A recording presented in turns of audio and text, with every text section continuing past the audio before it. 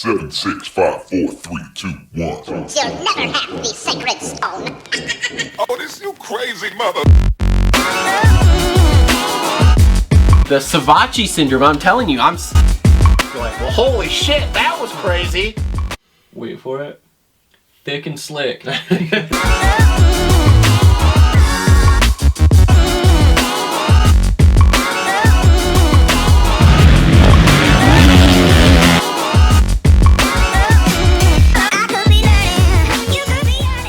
To another episode of the Moto Aftermath Show, episode number 172. We're creeping towards that 200 mark, baby. We're creeping there. We've been doing this for a long time. We have been. Thanks, everyone, for tuning in. We are here wrapping up round 3 of the Outdoor Nationals here, the High Point race, and we are going to shoot some shit about pretty much everything in the moto industry because we've had off weeks and there's been things going on and all sorts of stuff happening in and out of the industry here that we're going to cover. Before we do that, let's thank our sponsors. So first off, we'd like to thank our newest sponsor, BC.Pizza. Mm-hmm. Justin, you still work there, right? Yeah, I still work there. Okay, great, cool. Still manage it. Check them out. It's BC.Pizza. Link in the description below. They are local to the Kalamazoo, Allegan, Plainwell, Michigan area. Where are they at outside that? Georgia? Where in Georgia? Georgia's the lowest one. Where in Georgia? Do you know? No. It's the redheaded stepchild. They're somewhere in Georgia. Mostly on the east side of Michigan. The other closest one is Dorr, Michigan. Dorr, Michigan. So if you're in that area, make sure to check them out. BC Pizza, gourmet pizza, breadsticks. It's all very good. I don't know. I haven't had anything but the breadsticks. Justin doesn't bring me pizza. Anyway, also want to thank TLR Coatings. They've been on board with us forever. They are custom powder coating, custom Cerakoting. We do shipping on all those parts. We can vapor blast your parts. So if you need any of that done, make sure to look them up, tlrcoatings.com. Make sure to check them out on all the major social media. All sorts of cool projects on there all the time. Bike builds. Bike builds coming soon to the channel here. Did them today. We're working on it. Justin's been over here wrenching on the 450 again. The Jeff Walker Pro National 450. Name drop. Bunch of round bolts.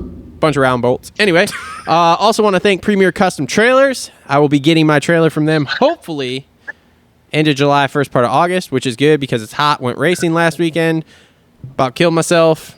Like fried myself. It was hot out. Could have used that air conditioner in that trailer pretty easily. So anyway, if you need a trailer, commercial or residential, Premier Custom Trailers has what you need. They work with the best manufacturers in the industry and specialize in all your trailer needs, sales, service, parts, or rentals. They do it all. PremierCustomTrailers.com, located 5 minutes south of Kalamazoo on US 131 in Schoolcraft, Michigan. They put the custom in customer service. Also want to thank a couple of our other sponsors, JT Cycles and the Dirt Bike Depot. They help us out with prizes for our fantasy show. We do have the fantasy fantasy motocross podcast that we do on Thursday nights. Usually comes out on Fridays before the races. We play on PulpMX Fantasy, so make sure to go check that out. It's on YouTube and the podcast network also. I think I'm gonna have to miss this upcoming show because it was a bad day for me yesterday. Oh yeah, did I smoke you? I haven't even looked at my score, man. It was a bad day. I was over 400, so I'm happy. Two of my guys, Jack Chambers and oh yeah, those guys you told me to pick, huh? Jack Chambers was in the first turn the pile up in the second moto. I don't want to hear. Anyway, I'm back to I got to get through this. All right. Yeah, whatever, dude. Make sure to like, subscribe, comment down below. There's been lots of you commenting. It's been great. I've been commenting back as I can. I'm very busy at work, but I much appreciate all the comments. Really helps us with the algorithm. Also, if you don't want to watch us on YouTube, you can always listen to us. We are on all the major podcast sources. So Google Podcast, Apple Podcast, SoundCloud, Spotify. We're on all of them. I'm literally reading the list today. This is terrible. Make sure to check us out on all the major social media networks. As I said, Instagram, I've been trying to step our game up there with posting some videos, some memes, some bike build pictures of other people's bike builds to kind of give you guys ideas of where we're going with some of this stuff. I like that Z50 you did. We need to build one of those. I'm game. There is one that I almost bought that the guy had done in the 1990s purple, yellow, white combo, and it had Supermoto tires on it. Sick. I'd also like to do like a 1974 DG XR75. Yes. I have a picture one I'll show you that we're going to do. It's a Red Bull replica one. Ooh. It's awesome. That piques my interest. I'll show you after the show. So make sure to check us out on all the major social media. And then Twitter, I assume Cole might be doing that. Maybe. Who knows? He's Doubt it. worthless sometimes. doubt So it. who knows? He's obviously not in the studio. In the studio with me, normal co-host, former privateer mechanic, really just, slanging that pizza dough. Justin. Hey, buddy. Hey, man. How's it We've going? been hanging out all afternoon. Yeah, so, we have. it's Yeah, like, we're going to be hey, seeing each other a lot more a here soon. lot. Yeah. We are this is the beginning of a beautiful relationship. Might as well become brothers. That's cool, man. Yeah. You want me to put the air mattress out on the floor? I'm game, dude. All right, cool. Game. Actually, it's right there. Yeah, you bro. plug it in right here. You We just got get- fans, air Would you conditioning. get that extension to the barn on there? Yeah, you just sleep in here. I just sleep in there, man. We could build one up here in the trusses. I'm game. Okay. It's a big opening up there. Trust I've me. You sle- bust the ceiling out. There's a big opening I've up slept there. in worse. Yeah. Well, I mean, dude, we could put an air conditioner up there. We make it happen. So, also on the line with us here, friend of the show. He's back. The one, the only, Coach Robb. Coach, what's up, man? Hey, good evening, guys. How are you? It's great. He's the #1 podcast in the world. Number one podcast in the world on Cooksey and the Coach. New episode coming out tomorrow. Woo! Everybody make sure to check it out. I'm excited for it. I am too. My Mondays start off well at 4:30 in the morning when I can listen to either a new Cooksey and the Coach or a fresh Disney podcast. There you go. Those are my two Hey, go-tos. I wanted to pick your brain. You guys want to cold call Hopper real quick? Yes. Oh, let's do it. Yes, please do. All right, stand by. Let me see if I can get him on the phone real quick. I figured we'd start the show off with just from shits and giggles. What do you think? Yes. I'm game. Yes. This is even All better right. because he doesn't expect Stand it. So Yep. That he has no idea we're calling. Let me. I just thought, hey, let's start the show off with something fun. Obviously, when I try to merge these calls, it'll put you on hold for a second. So stand by. okay, no problem. We'll wait Patiently. patiently. You got the results pulled up over there? No, because your Wi-Fi sucks out here. The Wi-Fi is not getting out here. The G, the 4G, the 3G, the no G. Johnny Hopper, you are live on the air with Moto Aftermath, man. How are you?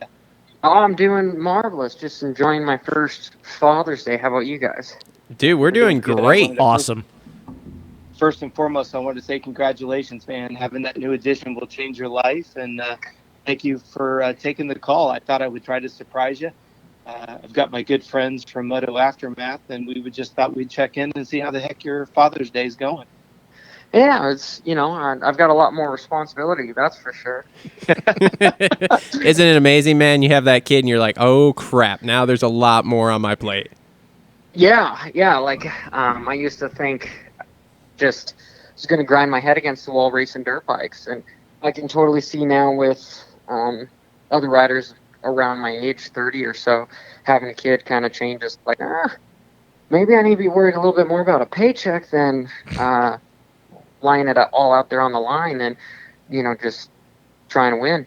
So it's funny how that you're thinking more for somebody else than you anymore. And anybody that races motorcycles, they're so used to just being selfish because you've got a team of people helping you out, and then all of a sudden it's like, whoa, now I gotta Now you are the from team. being the selfish. Yeah, exactly. And wait till they start riding, because then it's a whole nother level. Trust me. I just found that out. My 6-year-old started this year, and it's wild. Congratulations. I'm kind of a little bit relieved that I have a girl, so I'm hoping that she's going to be a little bit Oh less. no, Johnny, Well- I got a girl too. We have a pink P-dub. I don't have kids. Trust me, it's a pink P-dub, and we ride it a lot, and we are starting racing next month, and it's going to be weird because I'm going to go to the track without a bike for myself for the first time. I'm totally going to make you a moto dad, and Oh, you're just going to be wow. the biggest douche out there. It's gonna be weird. I don't know. You're going to I don't know start how I'm gonna handle tackling myself. dads. You're just going to be tackling them, No, protesting them in the pits. we're not the Southeast Regional P-dub class Yeah, here. you are, we're buddy. not going to be fighting. Okay. Yeah, you are, buddy. You're going to be protesting at a local race. Exactly. Geez, so I guess I need to look forward to being the dad with the broom sweeping the gate and just start brake checking other dads when their kids get in my kids' way. Hey, practice packing those snack bags for the track there, buddy. I'm just hoping that my little girl wants to stay away from motorcycles. That's just from my own experience. But if she does decide, I mean, I am just going to poop my pants and I'm hoping she's not going to be as much of a daredevil as us stupid guys. Get her into golf. Yeah, well, Johnny, here's the first hint. Sell your damn motorcycle out of the garage. That way she never sees one in her life. That'll be your first starting point if you want to get that off the ground. No, guys, you're all wrong on this, okay? Jesus, here we go. You're all wrong on this. Here we go. As a guy who is in the motorcycle thing like you, but I don't know about you guys. I did a lot of street bikes in my my younger 20-ish years here. Your dumber years? Yeah, my dumber years. And trust me, I picked up a lot of chicks on that street bike. So I'm absolutely stoked that mine's into motorcycle. Like literally as she's riding this modded P-dub around the yard track, I'm looking at my chick going, this is fantastic. No dude on a bike will ever impress her. So you mean we don't get to do the bad boy scene where No, she will never be impressed. In fact, today my chick called me when we were having dinner right before the show to tell me that there was a little kid at the grocery store next to her parents' house riding a P-dub, and my daughter literally yelled out the window, "I can ride that better than you," as they went by. And I'm like, my plan is coming together. This is fantastic. I don't have to worry about boys with her because they're not going to impress her. It's going to be awesome. Yeah. Loretta No, wants that's champ in actually no time. that's good. I've been trying to convince myself that, hey, I just want my daughter to be a gold digger. I don't want her to have to go to a dirt bike rider. Yeah, because they don't really have any money. Involved with a dirt bike rider, yeah, he's going to have some motivation, but he's going to be broke, and he's going to be Living in broke his van. physically. So, About the same as a not rocker. worth it. God, that's awesome. Hey, Johnny, your phone's breaking up intermittently. Just FYI for you. Let We're me hearing about try to every other move. word there. Yeah. I just figured I'd give you a heads up on that one. No big deal. Hey, the funny part though, Johnny, is how do you keep your daughter? You know, the four of us know that what we were like when we were young. How do you keep your daughter here? You know, around moto, around motorsports, and guys like us at 15 and 16 years old. Good luck on that one, brother. Oh, boy. Oh, God. So if anybody knows anything about my life, I've got a beautiful Mexican wife. And so I'm scared to death that my little baby is going to get the looks from my wife, but that she's going to get the brains from me. So she's going to be really pretty, but then she's also going to be stupid. And that's like not a good combination with a girl. So I'm praying that she literally is nothing like me. Where's this podcast going, right? This is going great. Dude, I just... So all right. So before we scare Johnny out Holy of shit. having a kid and trying to like give it away or something, just, I don't want it anymore. maybe we should talk some moto with this guy. I don't want it anymore. Holy crap! So we all know about your best friend there, Steve Mathis.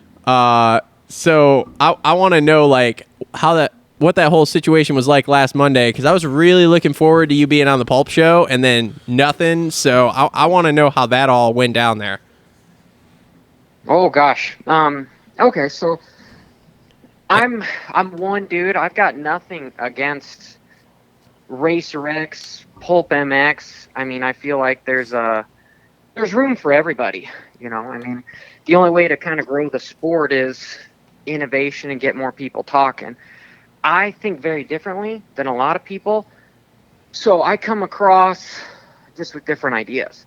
And because I was a rider at one time, and I wasn't a successful rider, I was somebody that, you know, you just beat your head into the wall a few times and then you forget that you're too stupid to quit.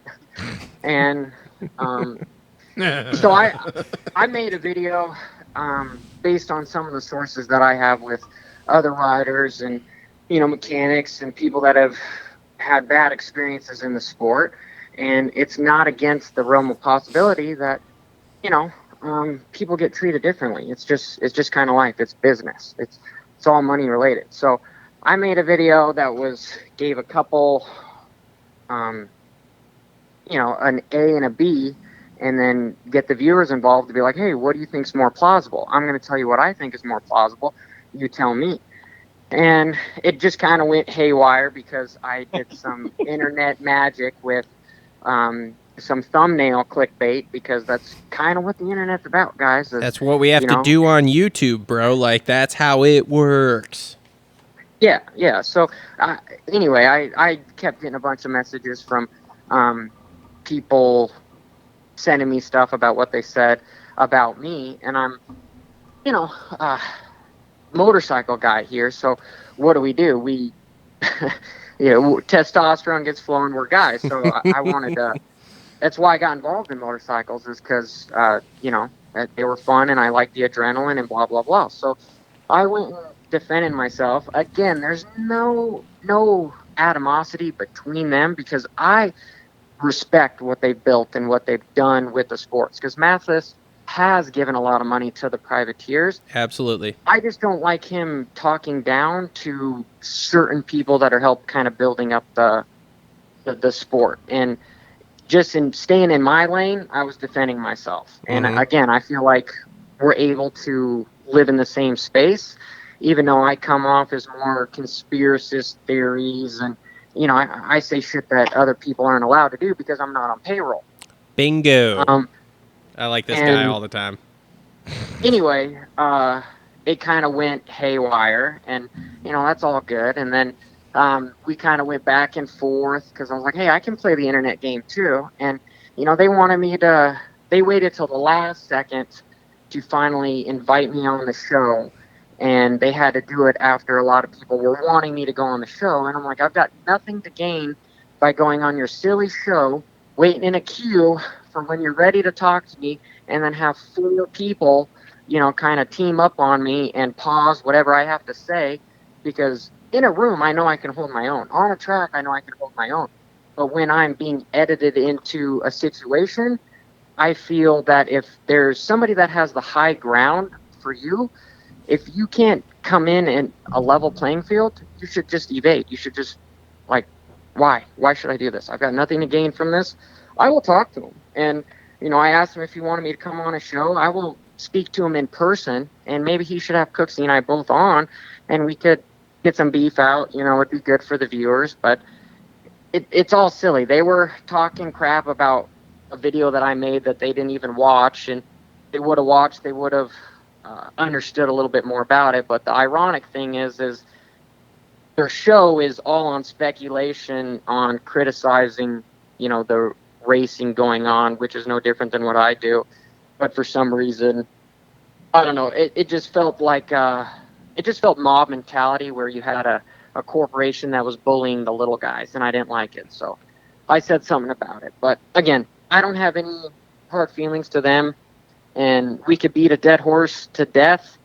Yes, just what I said. It's already a dead horse, but if we want to keep talking about it, sure, we can keep talking about it. But we're gonna keep it rolling here, man, because we listen, man, beat stuff to death, and then we beat it to death again here. We don't go to the races, so we shouldn't. Yeah, talk. I mean, we technically shouldn't even have this podcast because we don't go to the races. We don't go to the races, so we're just not qualified to talk about it. But we're still gonna fucking do what we want to do. Hey, Travis. Yeah. Travis, you keep breaking up and disappearing on us. We didn't hear the last 20 seconds of what you just said. Oh, no. That's terrible. Can you hear me now? Sorry, go ahead, brother. It's getting ready to storm here. So if we kind of fade in and out, sorry, we're in a metal building. We said we don't No go worries. we don't go to the races, so technically we just shouldn't be allowed to talk about it, because we don't go to the races, so we're not qualified. If that's the case, nobody should be able to report on it, because Jace, Johnny, Cooksey, you guys, hey, heaven forbid we have a regular job. I guess we're not allowed to talk about anything because we've never been there. Hey, or can't get there. You know what we should do? We should start a podcasters union and not invite him into the podcasters union. Fuck Steve Mathis. Fuck Steve Mathis. He's a douche. Those guys contradict themselves too, because they talk about the MXGP stuff. You know damn well they don't fly all over the world. Oh yeah, to go to those races. Oh, they have hot takes. They have so many hot takes on that. 100%. Yeah, I Look, mean, they should never be allowed to talk about Jeffrey Hurlings or Tim Geiser or any of those guys ever again. And anytime they do, they're usually wrong anyway. So wait a second though. Oh boy. If you saw him at WW Ranch, does that make it justifiable? Come on now. Oh boy, here we go. Oh man. Listen, man, I have no problem saying Steve Mathis sucks. Yeah. I mean, Johnny, I'm with you, man. I like what they do. I like the fact that he gives so much to privateers. I mean, we're trying to do somewhat the same thing, just on a much smaller budget, because we're helping people out. We sponsor Kevin Moran's. Sponsoring a rider for RedBud. I was going to say, we're backing Bobby Piazza. partially for Awesome. RedBud. I'm trying to do a helmet sticker deal with Matt Hubert. We just can't get people to call us back. Half Yeah, the time. but a lot of these privateers kind of upset me sometimes because they cool kid me. I'll DM them on Instagram and then I never hear anything back. I'm just like, come on. We got Meshy. We're Yeah, doing the interview Meshy's with. coming on for an And interview at you said RedBud. Surratt So didn't get back to you, right? I have not heard Yeah. from Surratt yet. He's kind of in the same situation the Meshy is. He's kind of doing this out of the back of his van. Yeah. So Yeah, speaking of RedBud, Hopper, are you? I heard a rumor that you might be coming out. Are you? We got anything to breaking news right now, or? No, I've got a couple friends that were working on something potentially. I'm just still having a hard time kind of getting a press pass because a lot of people are nervous about what I have to say. Whoa. So, What is a press pass? I've What's- never heard of that what's before. that? What's that? We don't need a press pass, bro. All right, okay, all right. I was about to say, what's a press pass? I know for supercrosses and stuff, I'm kind of ixnayed on certain stuff, but no, I'm definitely trying to work with some other people to get some other stuff going, to get some different kind of content out there, and I have no desire whatsoever to talk to any factory guy at all because their lips are sealed. Yeah. You know, they're on payroll. They can't say anything. I want to talk to the privateers. I want to talk to the guys that are So I talk to struggling. their I want to dads. give money to the guys that are struggling because they might actually say something. Mhm. I know a lot of them might not, just because of the sheer fact that they're afraid of what repercussions could happen by saying something and saying something publicly. But I don't have to post what they say publicly. I can just go in and talk to them and try to see if we can get something working forward. But if they want to say something publicly, well, then I could have a platform that could be used for that too. So I just need to get to more races, and I'm working with a few people in order to try to do that. And again, get some different content out there. But it's hard for me just being transparent because A, I want to give a lot to the sport, but B, the sport has never given anything to me but like bills and bad memories. And so I've got like a lot of Pain. bad taste in my mouth Lots with of all pain. this stuff. So being at the races, I don't know. It's just it's the same reason as to why like I don't want my little girl racing, because it's, you know, I'm like, the whole sport is designed on an idea that there's a pot of gold at the end of the rainbow, but then once you start getting close to that, you're like, wait, there's no such thing as a fucking pot of gold at the end of the rainbow. Yeah, the And then goddamn leprechaun took it all. yes, yeah. And then at that point, you're already like, well, I've sacrificed 25 years of my life. What else am I supposed to do? So then you're scared of doing something else because you know nothing else. And there's so many people that don't go to school, don't get an education, and all they know how to do is twist a throttle. And it's, sorry, I've got, again, I'm a little bit more biased on being negative about what's happening, and certain people get, anyway, Well, we're not. We're okay. It's I okay. just- You can say whatever you want on this show. Yeah, No man. one listens to it anyway. See, that's why if you come out to RedBud, you come hang out with us, and we just don't give a shit. Yeah. Hell yeah. I might just come out and not say anything. Just go hang out and watch the races because I enjoy it. And RedBud's a super fun track. Well, It's a fun track to watch. And honestly, I might not even watch the race. I might just watch the people in the pits because I've seen some stupid shit go Oh, down he in wants the to see pits at B-Lot. RedBud. He wants to go to Beeline. Yes. he wants to be at B-Lot on a Friday night. Yes. Oh man. Yeah. I would say, yeah, because I know I was talking to Cooksey, and he was talking that you two might come out, but then he hasn't really said anything since then. So, because he was talking about flying into where we're from, Kalamazoo, which is about an hour from RedBud, and then you guys just roll into the races with us or whatever. So, because yes, we're very much like you. We don't get a press pass either. I'll be real honest. Like what was it? The second year we had the show. Mm-hmm. Yeah, so the second year we had the show. This is like year 5 or 6 for us, something like that.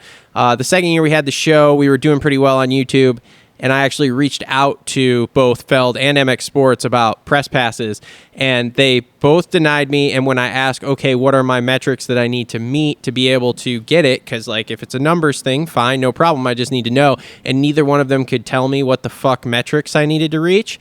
And I went, okay, fuck this. I will do it on my own then. I will buy tickets to go to the races if I want to go, and I will do it that way. So, like, we do interviews with riders. We started doing this last year, like at RedBud, because we are so local to it. So we'll do interviews. I'd like, dude, I literally roll up. I set my Easy up in the parking lot on Friday, and I run people through there just filming in the parking lot. Because, like, if anybody walks out to the parking lot and tells me I can't film in the parking lot there, I will shove that tripod so far up their ass. See, that, like, what... they won't be able to find it. What we originally wanted to do, and now with some of the stuff, you know, them still being very strict on, you know, bullshit going on with the pits or whatever, what we originally wanted to do was Friday, and we're still doing the interviews with all these guys. We wanted to do the Easy Up thing, but we wanted to get a group of them, you know, and basically just kind of like have a chill, kind of like what Moto Fight Club did. Like, they just sat around a bonfire, chilled, drank some beers maybe for the guys that weren't racing or, you know, whatever. And then we just did an interview session, you know, whether it be with Kevin, Hubert, you know, Colton Eigman, because him and Kevin are good buddies. Oh, I haven't talked to him either. Colton, Shit. yeah. You know, if we could get Surratt on there, Dylan Schwartz, all these different guys, you know, and we were just going to kind of do that. And then obviously with still the restrictions going on, we realized that's not going to happen. But that's what we're doing when we go down Friday. Like, we're going to hang out at the races, you know, but we're going to be doing interviews with different guys, and that's pretty much what our day is going to look like.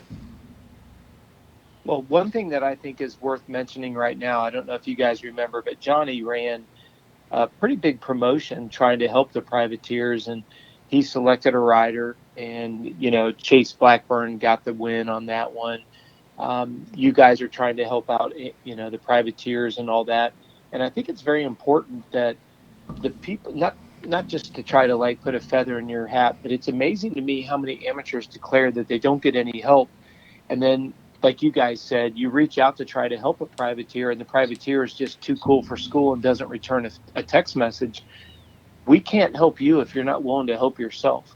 You know, Johnny's put his own money, he's put his own time. You guys have put both time and money in. It's amazing to me. And again, we're not trying to be negative. I just want everybody that's a listener to really pay attention to the idea that there are a lot of people that are willing to help those that are willing to help themselves. I think, and I don't want to put words in the other of your guys' mouth, but it's amazing to me. If you're willing to step up and take responsibility, there's a lot of people willing to help. Mm-hmm. I can tell you, not turning the subject on myself, in the last year, I've been asked by a couple teams, I've been asked by a couple privateers, would I be willing to help? And my answer is always yes. And then I can't even get them to fill out a new client profile so I could figure out how much time they have, what resources they have access to. But then I hear them on a podcast and they're out there complaining that they don't get any help. So it's kind of a catch-22 here. You know, you guys are wanting to go to the races, you're wanting to interview, you're wanting to help financially or with services or whatever it may be. And yet I think that there's this, I don't know where the distortion comes in, that you go from a good amateur to trying to go pro. And then all of a sudden you declare you want help, but you really don't want to put into what it takes to get the help. It's like me being a performance coach. I mean, I can't create the sweat equity for you. I can't put in the hours. Eventually you have to take ownership for it and realize it takes some time both on and off the motorcycle. And I want the listeners to pay attention to that, because there is a lot of people willing to help the the privateers, but there's got to be a meeting in the middle where the privateers realize the money and the time that Johnny has put in, you guys have put in, that stuff is valuable. And Rob, yeah. Could I intervene just a second? Please do, buddy. Because I feel I'm right on the same page with you. I can't speak on behalf of the entire industry. I can just speak on the experiences that I've seen and I've dealt with growing up racing. And again, I kind of call it the rock star syndrome. You have a really fast kid, and they kind of feel, whenever I would go to a new sponsor, the number one thing that set me apart from other people was I came and I said, hey, this is what I can do for you. And what all these kids think is they go to a sponsor and they say, hey, what can you do for me? And that's not how this industry should work. I mean, again, I feel it's a little bit of the brainwashing from just the whole lack of the rainbow and, you know, my little stupid analogy with the pot of gold at the end of it. These kids are fast and they think that's all they have to be is fast. but that's not how a business world works. You've got to have a personality, and you've got to have substance, and you've got to have some sort of a plan on how you will help create more revenue and spotlight for your sponsors. And we are living in 2021 where you don't have to be the fastest guy in the world. You don't have to again, you don't have to win all these championships to land a factory ride. You have to have good connections, and you have to be marketable. And that's where I feel like these kids need to be trained a little bit more on is how do they become more valuable to a business, what they can do for them as opposed to what they're going to do for you. And that's why I'm kind of a little upset about the whole helmet cam problem, because oh boy, don't get me started there. Yeah, guys like Jeff Walker and AJ, these guys are bringing in really good content, and they're helping people around the world get into this sport. But then yet, in order for them to grow, they need to show, hey, I'm a professional athlete on the elite level, and just it creates rapport, and it creates proof that they are at this elite level, and then they can show that, hey, I'm struggling a little bit more, and they could get more support from people. But then when you have a big corporation that kind of takes that away from you, it's counterintuitive.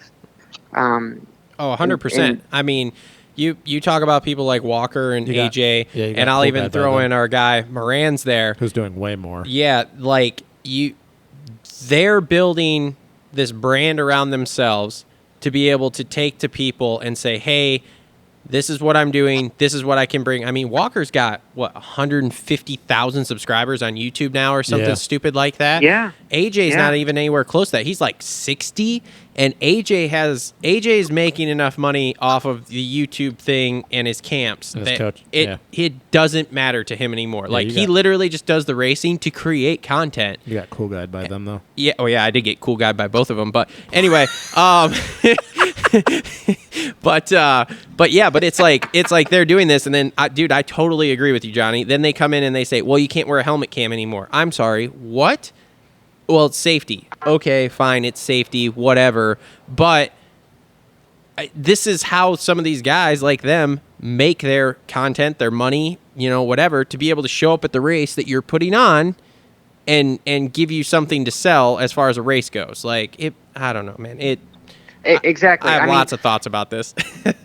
This is kind of a double negative with the Deegan family, because you do have an extremely talented individual that would get a factory ride regardless, just because of his speed and the ability to win championships, which is kind of ironic. I said you don't really need to have that in order to get a ride. But most importantly is that he's got 1 million subscribers. He's got 1 million followers. Yeah. And so when you sign a team, they are looking for the outreach that they have for gaining new money. I mean, if you look at Formula One and you look at some of these rich billionaire kids that aren't that talented, they get a seat on the team no matter what, because it's like, hey, in order for our team to survive, we got to have the billionaire dad in our pocket, and he's only going to give us a couple $100 million if we let the kid drive the car. Yep, and exactly. That's the kind of thing with the Deegan's deal is he's going to be able to pick whatever team that he wants. Wherever he wants to go.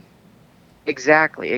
And that's where I feel guys like Walker and AJ and Moran's, and there's so many of these guys building a platform that they need to be allowed to build that platform, because they will help in a roundabout way build the sport and bring new sponsors, because we don't need more VP race fuels. We don't need more 100% goggles. We need Heinz ketchup. We need, Hershey's. We need these outside sponsors that have big reach and deep pockets to help build this sport. Yeah, 100%. Because like you said, with Deegan, he's got such a following that it's going to be anywhere he wants to go, he can. And why? Because he's got a following where he can move product. And I've said it. I've had this talk with Coach. I've had this talk with my co-host. I've had this talk with Cooksey, that we need to get these kids to all build platforms like that as they're coming up in the amateur ranks, so that by the time they get to pro, they can sell themselves. I mean, that's part of the reason why we help Kevin out. Kevin has a very professional setup. He goes, hey, Well-spoken. He's yep, articulate. well-spoken, everything, and he comes to me and says, hey, I'm going to do this, and this for you. I need this much money. It's going to put you in front of this many people, and bingo, bango, okay, cool. We cut the check, or we'll send the credit card payment, whatever, every month. I mean, when he was ripping holies in Supercross, that Moto Aftermath show so on the shop logo looked was great. So Absolutely, guys. Absolutely.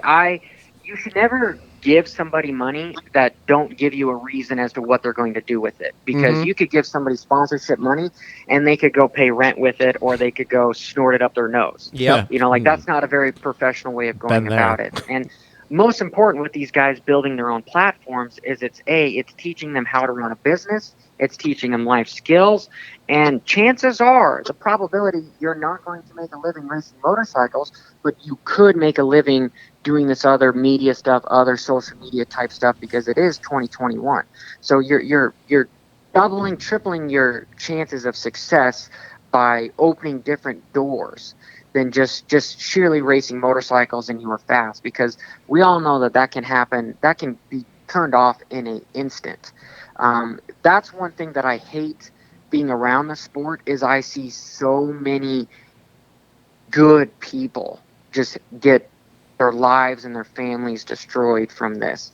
And the general public don't understand how much these guys risk their lives day in and day out to race at this elite level. And I call it I'm kind of an investment guy, so it's called ROI. It's risk of, or it's ROR. It's risk of ruin. And every time you get on that motorcycle, there's a good probability that you're going to crash. Yep. And if something goes wrong, it's not a matter of it's not a matter of if, but when and how bad. And these guys, one little crash could set you paralyzed, and you don't know what to do. You're 16 years old, and you know you're toast. And it happens to so many amateurs and professionals, and it's horrible to see. And that's what I don't like to see about this sport. And I'm talking with Cooksey and Coach and you guys, and we're trying to figure out how we could make it safer for these guys so that they're not always just WFO, and they could have longer careers. And sorry, I'm going a little bit off on a tangent, and we do that you guys all the time. got It's fine. Johnny on the spot here a little bit. So no, you're good, man. You're good. We wanted to cold call you. We wanted to talk to you after the whole Pulpamex thing. So we asked Coach if he would get you on the line here with us. So we appreciate you, even taking the time with us here. And so no, go tangent away, bro. We do this all the time. It's fine. Gotcha. Well, I know my phone's at 2%, so if I lose you guys, it's I didn't just bail out. My phone died. That's okay, man. That's okay. So, all right. Since we have gone on the tangent, and we've now been at this for almost 2 hours and not talked about the race yet. One time. Should we talk, Johnny, before your phone dies, you got any thoughts on the 450 class there from High Point? Maybe like the AC's finish in Moto 1, or you want to talk about Tomac? Did he get his parts back? Is that how he won that second Moto? God. I posted a little video. So my again, digressing a little bit, I'm a firm believer that support follows where the money's going. And the whole argument that Kawasaki's a big corporation, that they want to have Tomac win a championship for him. Yeah, that's cool. That's an argument. But there's a counter argument that they don't want to have a number one plate on a Yamaha, and they're investing more money in AC at this point to not only be the flagship rider for the team, but help train and be a role model for the new guys coming up. Tomac is moving out. So if I was just a businessman, which I am, just not in motorcycles, but I'd be putting most of my effort into AC. And I know with some of my resources and everything with COVID, works parts don't come around very often, So yes, it's conspiracy, it's speculative. Something I feel is going on, and I've heard stories of guys that are moving out that take work stuff off and they put stock stuff on, and you don't know what's going on. But there's obviously something that's not working in the team. May it be what I just said, or it may just be Tomac he's got a kid, he's got a family, he's getting older, he's getting burnt out because the dude has done everything that you can in racing. So why would you keep risking your life if you're especially for a team that might not be putting as much effort back into you? You know, it doesn't add up for me. And he obviously made his point by kind of running into AC at High Point, and I don't think they like each other. It's probably a good reason why they don't really train that much together, which makes sense. If you look back in when Carmichael was racing, even Carmichael said that, dude, I don't practice with my competition because I want to have a leg up on them. But that's not the case anymore because there's so much money involved. People train at the sandbox together. They do so much. But this game is so mental, not just motorcycle related as much as it is motorcycle related. It's so mental as well. So in order to kind of beat your opponent, you got to kind of break them down mentally too, is what I think. But again, I'm going out here on a tangent. What I think is I think Tomac, the dude can do anything. He's obviously won 3 times before. So you give him the right fire under his ass. And if it was my video, sweet. If it was awesome, you know, did he get his parts back? Maybe. Did he just decide, you know what, I'm going to actually try hard for once, and the stars aligned? I think Tomac's going to continue to be up front like he should be. But I think all that momentum is going to turn into Yamaha. And then also, with him moving from Kawasaki, he's got a bunch of information of internals on how Kawasaki runs their program that he could give to Yamaha, which is a new up-and-coming team in the 450 class, and say, hey, guys, this is the information that helped me win 3 F1 championships. So here's some of the inner secrets. Yeah, he can't share certain things because it's a Kawasaki to a Yamaha, but there's so much other information that he could leak over to the team, and it's silly for people not to think that that game isn't being played if I didn't give you guys a rabbit hole enough to talk Especially about. But that's what I think. Especially because that Yamaha is going to have a number 1 on that 450 after going into next year. Because and we talked about this when we did our show, Travis. Like, I thought High Point was going to be interesting, but I thought the main stretch was going to be that 4 from RedBud, Southwick, Millville, Washougal. But the way Dylan rode both motos, even going 2-2, like that, after seeing that, and then we talked about what happens if he gets a start. Like, you know, Kenny got the starts. Dylan's notorious for bad starts. Like, if they battled, yeah, Kenny got the best of him in that moto at Thunder Valley, but Dylan blew the corner, whatever. And I think that both motos, that I seen what I had to see. Like, right now, I would be, unless something catastrophic happens, I'd put all my money, and you know I don't bet. I'd put all my money on Dylan winning this championship. Yeah, you don't bet. You are a sissy about that. Hey, shut the fuck up. I don't like doing things that I can't control. Okay. Right now, Dylan is my pick to win this championship, and I don't think anybody can convince me otherwise. I mean... Okay, but I got to ask you this. So, Kenny goes what? What do you go, 4-4? Was that what it was? He went 3-3. 3-3? Yeah, okay. But he ended up 4th overall, didn't he? Yeah, he got 4th overall. Which is stupid. That a 6-1, which is, we all know how typical motocross kind of locally and everything works. A 6-1 is 7 points. A 3-3 is 6.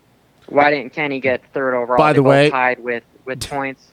I don't like the point system. Did anybody catch that whole second 250 moto when Jalik, they put the camera on him between him and Marchbanks, and they were like, yeah, if Marchbanks get him, he's still going to get the overall. And then I started thinking, I'm like, wait a minute. I'm like, Weege, what are you talking about? Like, he can't go 1-4 and get the overall over Jet, you know, if Jet stays at 2-2, unless the points just somehow changed. Like, I'm listening to him, like, well, maybe they didn't tell us. They get moto points. That's why it's moto points, which is dumb. It's hard for the fans. It's already hard enough to follow, but then when people have to be like, oh, it's 25 points to win a moto, then it's 23, then 22, then it goes to like 19, 18. Okay, and I'm like, you don't want your average fan to start doing all this, break out a calculator. Like, yeah, it's too hard. And that's what I'm thinking. I'm like, well, 25 and 18 versus 22 and 22. And I'm like, wait a minute. I'm like, what the fuck? I'm like, what are you talking about, Weege? So, like, listening to him go through that. But anyways, the 450s, yeah, I think this is Dylan's championship to lose. I really do. Like Kenny's riding great, and we still have yet to see a hot round. So is he going to melt? Like we kind of thought that RedBud was going to be it, but now we know our weather's changing in the next 2 weeks. Yeah. So like we've still said yet to see a hot round for Kenny, but I mean that second moto, what else do you need to see? I mean, Kenny pressured Dylan the whole entire moto. But let me get back to my point here before you so rudely interrupted me. Okay. I do that all the time. So Kenny goes 3-3. Okay. Mm-hmm. That was a quote unquote so far as we have seen a bad day for Kenny. Okay. Yeah. What's a bad day for Dylan gonna be? See, here's the thing. Like if he hits the deck mid moto. Trying to chase down Kenny, okay, because we all know his starts are questionable. Okay. Right. Now, granted, he can cut through the pack. I'm not arguing that point. I'm not saying he can't. He is clearly one of, if not the fastest 450 dudes out there right now. I think he's the best guy coming through the pack. We'll just go with that. Anybody. Coming through the pack, yes, especially. So, I think AC is the fastest guy. Okay, yes. In a single lap. Yes. Lap to lap basis for sure. But coming through the pack in a moto, I would say Dylan's probably the guy, if not. Yeah. Yeah, I think him and Kenny's there. race IQ is pretty much the same. But again, so let's say he gets a crap start or gets bottled up off the start, whatever. Anyway, he's coming through trying to catch Kenny. He hits the deck pretty good. Mm-hmm. What is a bad moto for him? Because I don't know that I see. I'm still with you where when we get to really hot, I could see Kenny melting. And Dylan's not going to. Once again, the last but 2:03.5. I can see Dylan ragdolling really hard that I don't see Kenny doing. Here's the thing though, and that was proven in Supercross, but he hasn't done it. He hasn't not yet. And obviously anything can happen, and we saw what happened to RedBud last year, both rounds when Dylan was leading the points, and it went bad. Shit down that hill for sure. But here's the thing though, he got sketched how many times in that second moto? Oh, it was bad. And that was bad. They have that bike where it coming together with a lapper. Yeah, like that was ridiculous. I don't see a situation where Dylan is going to, even with a bad start, where he's going to panic and feel like he has to ride above and beyond his limits. Because right now, like, I don't see him getting in that situation. Because even if he gets 10th place start, he's going to be in 5th by the end of lap 3. Yes. And I don't think that even if Kenny's out front, he's going to go, okay. He goes, I'm good. I can just take second, take the points. Because I think we're starting to see this maturity out of him where he realizes that when him and everybody else are matched up together, he has them covered. And I don't think in his mind, and I think that this is where DV comes in, and people like to talk about DV, where the way he does things. But he is a good person to learn from, especially because they have the French connection, so they can, explain things. Oui. They like to touch their wee-wees together. Oh, my God. I just, I don't... Oh, go ahead, Johnny. Sorry, guys. I'm being rude. I'm interrupting with you. You guys can finish. No, you're fine. No, I was just going to say I understand where Travis is coming from, and I think that's the big thing with a lot of people that are still yet to buy in on Dylan winning this title.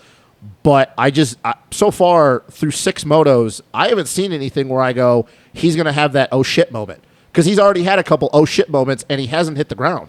Like his worst moment was him blowing that right hander at Thunder Valley, and he still got second. Yeah. And that was obviously not anywhere near bad. It's just, he just didn't set up for the rut and he just blew it, and that was it. All I'm saying is if I'm taking odds against somebody hitting the deck hard between Kenny and Dylan, my money is hard on Dylan all year. Oh, yeah. It's I think for a lot of people, but through 6 motos, there's nothing that's shown that's going to happen. There is not. You are correct on that. Yeah. The biggest thing that I saw from Dylan this weekend was he's confident. Because if you look at somebody like AC, he knows he can win. But what happens when he gets past? He's like, ugh. He drops anchor pretty quickly. I can't. He drops pretty hard. He then takes a breather and goes, okay, I can't keep moving forward. And to me, that's not as confident of a person. Yes, I love how he represents himself, and he's got a lot of psychological strength mentally on keep moving forward as far as not really paying attention to all the guys. But what I see Dylan do differently is, like, you've got a rider that came from 14th up to 3rd in just a couple laps with Kenny, who's obviously screaming past these guys on a track that was a little bit hard to pass. It was very easy to get suckered into one line because the track was so rough in other different places. And Dylan, when he got passed by Kenny, he didn't then take that breather. He instantly tried to swing back and take the fight out of Kenny, who was arguably the faster rider. And he cut some sails out of Kenny, and then Kenny had to take back and take another breather. And that's the worst thing you can do for your opponent when you're racing, is when they pass you, they're now looking forward to the next rider that they have to pass. They're not thinking behind them. But as soon as you pass them back, now they're kind of on the defensive, and they're thinking about, oh crap, man, like I got to pass this guy again. He's harder to pass. And Dylan, that was very important for me to see, that he was confident enough to get past and attack and keep moving forward, which shows that he's not worried about these other guys. He's not sitting up there going, oh man, I'm winning and I'm running with Tomac, who's arguably the best rider in the world. No, he's sitting there going, I'm the guy to beat. I'm the guy that's going to win the championship. And that's why I really think the battle is between Kenny, who's got the experience, and then Dylan, who's got the young gun confidence that, hey, I belong up front here. So I really think the championship is between those two guys. Personally, I think Kenny's going to win just because of his experience. I think it's going to be his last championship, and then he's going to ride off into the sunset and live life. But that's my 2 cents before my phone dies. I'm gonna make a statement that only racers would understand. Dylan, in my opinion, is the most comfortable person at being uncomfortable. Yes. And like a lot of people will be like, well, that doesn't really make any sense because it contradicts it. But like Stewart, we all know James was really good at that. You're very uncomfortable. Like when you're redline, Dylan, where everybody just panics and that's when they start pumping up and that's when they stop taking. Dylan, that's his comfort zone. Mm-hmm. Him tiptoeing around corners and just kind of like lugging the butt. That's not his thing. That's where we actually see Dylan make more mistakes. He is the most feeding him super juice because he's vegan. So I want some of that juice. That's awesome. But no, I agree. I think, and also the points will probably, it's pretty easily to see that like right now, like those guys, they're 30 points up on AC right now. Oh yeah, they're guy. But I just, as much as because I'm both a Kenny and Dylan guy, as much as I'd love to see Kenny get this title, I think in a situation that if it comes down to the final round in Hangtown and it's the last moto and you're going to tell me that it's going to be those 1-2 off the start, who you're putting your money on, I'm going to put the money on Dylan because I just don't think that Kenny is going to be comfortable with going to his red zone like Dylan will. Yeah. Now, will Dylan... He doesn't want to get hurt. Yeah, will Dylan ragdoll himself into the ground because of that? Who knows? It's possible. Obviously, we've seen it with many people. But the thing is that if those two, especially with Dylan, he went 205. I know that Eli's 203 was the fastest. Oh, man. But Dylan, once again, the same thing on Thunder Valley. Lap 14, 15, 205, 2 seconds faster than anybody right after he just got done with that gnarly battle with Ken. So I don't think Kenny will put it on the line like Dylan will. And that's why I think that Dylan, unless barring anything catastrophic, it's crazy to say after only 3 rounds, but is going to be the 450 champion. But I think it's going to be a battle all year long. Oh, yeah. Because even though Dylan, when he was on one, Kenny, he still didn't drop Kenny. No. Like, Kenny paced him the whole time, but there was a lot of moments where I'm going, dude, there's no way Dylan should have stayed up. Like, how far his lean angle was in some of those ruts on the cambers, I'm like, there's no way a human being should be able, and he's just, nah, I'm fine. This is good. We're cool. And then when he started hucking the step-up triple, and then obviously everybody else started doing it, but like for him, once again, I know they were doing it in practice when it was still fresh, but he just bust that out mid-moto. Mm-hmm. Just, what, seriously? Yeah. And then obviously everybody else was forced to do it, but yeah, I don't know. I think that he's shocking a lot of people right now, because I don't think anybody thought that this is what he was going to be. No. Absolutely. Guys, I don't mean to be disrespectful. I just got some diapers I got to change, and it is that first Father's Day, so I just want to give my wife and my 3-week-old baby, my 3-week baby, just some of the time that they deserve. 3-week-old, I love it, man. No, man, thank you so much. It's concussions. You're fine, man. You're fine. We appreciate it so much. Yeah, thank you. No, of course. I love you guys, and keep digging, and thank you for inviting me onto the show. No problem, man. You have a good night. We'll talk soon. Thank you. Awesome. Take care, guys. Bye-bye. All right, so Johnny Hopper, everybody. That was awesome. Second most controversial media guy in moto. Yeah, that's pretty much. That's fair. All right, we need to talk some racing though. We got like an hour left here. We need to talk some racing, Coach. So getting to you, since you have now not talked really that much, just sit back and relax. Sorry, yeah. So were you shitting your pants when AC tried to bunny hop that lapper right before the finish line and fell over? Did you think he wasn't going to win that moto? I was Hopper and I, excuse me, Cooksey and I talked about this morning in our Cooksey and the Coach show. Everybody who listens to both, I apologize, it's redundant. The thing that I was so thankful for is, he high-sided on the right side of the bars, and all I could think, can you imagine if it locked up that front disc and he couldn't push that bike Rhino style up and over that finish line and gets past with 5 feet to go? Oh, That's man. all I could think about. I was like, it'd be one thing if he low-sided, but to actually high-side on the front brake side, locks that binder up and is not able to get across the finish line, I'd be gutted. So thank goodness it wasn't, there was a pretty good gap between first and second. But, yeah, my heart rate was at like 220, because it wasn't the lapper's fault. He just took the main line and stuff happens, and that's just the way it goes. But, yeah, I was just like, oh, my goodness. To lose it based on that, how frustrating would that be? Oh, man, I couldn't believe what I was watching. I'm like, this really is happening right now? Dude, like, the weird thing is like, so that moto, like, there was a lot of craziness going on, but for the most part, like, AC was just kind of setting sail, riding his own race. he did good that first one. Yeah, he did. So I'm sitting there watching it, and then, like, with about 5 minutes to go, like, obviously everything started settling down. Guys started, settling into their place. A couple guys were dropping anchor. So I'm sitting there watching it, and, like, I'm watching it. But, like, you know how you get with races like that. You're watching it, but, like, sometimes you're not really paying attention. Like I'm sleeping? Yes, Sure. that Okay. happens. Yeah, okay, sure. Like every week? Whatever, buddy. Whatever. It does with me. Yeah. That's not a joke. I know. Not off the I've first watched motos I've a lot. watched races with you. Shut I up. understand. It's fine. So I'm sitting there, and I'm watching it, but my brain is like not comprehending what's going on. It's other places, and then all of a sudden see that, and I'm like, what the fuck? Like I'm like, did that just happen? Like it just snapped me out of a dream. I'm like, are you kidding me? But no, it was good. I will say though that I'm a little concerned with, kind of like we just talked about it with Johnny, like what happens with AC when he gets in a battle. Yeah. And like that's kind of, it's kind of happened to him a little bit throughout his career. Like, when he won his 250 championship, when him and Dylan were battling, like he was really good about regrouping when like things were going wrong. But it's concerning to me though that he is not. It doesn't seem like he can settle down when he gets in a battle. Mm-hmm. And I don't know if he says he's still not in race shape, and obviously I don't know if that's true or not. Like he says he still doesn't have 35 minutes in. It must be a Kawasaki thing. Yeah, it's a Kawasaki thing. I do like though that he says he's getting better. Like, hey, I'm better at Thunder Valley than I was at Paula. I'm better here than I was at Thunder Valley. Like he's gonna keep building. He's back in Florida. Like that's a good thing. He does his normal routine.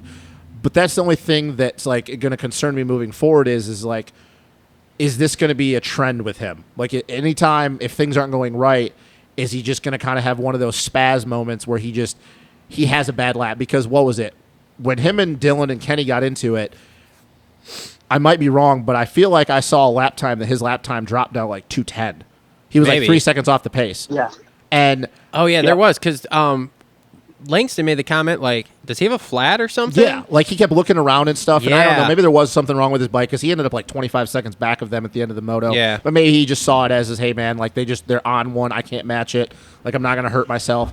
But like that's the only thing that concerns me with him moving forward is he going to be able to figure this out mid-season? Because now we have this break, but then we have a stretch of 4 in a row. We have a 2.5 week break, and then this round out with 5 in a row. Yeah. And even though with that win, it helped him out getting third in the points. Chase had a pretty up and down day. AP was up and down, so it bumped him into third. But that's the only thing is, what are him and Nick going to do moving forward to try to combat that?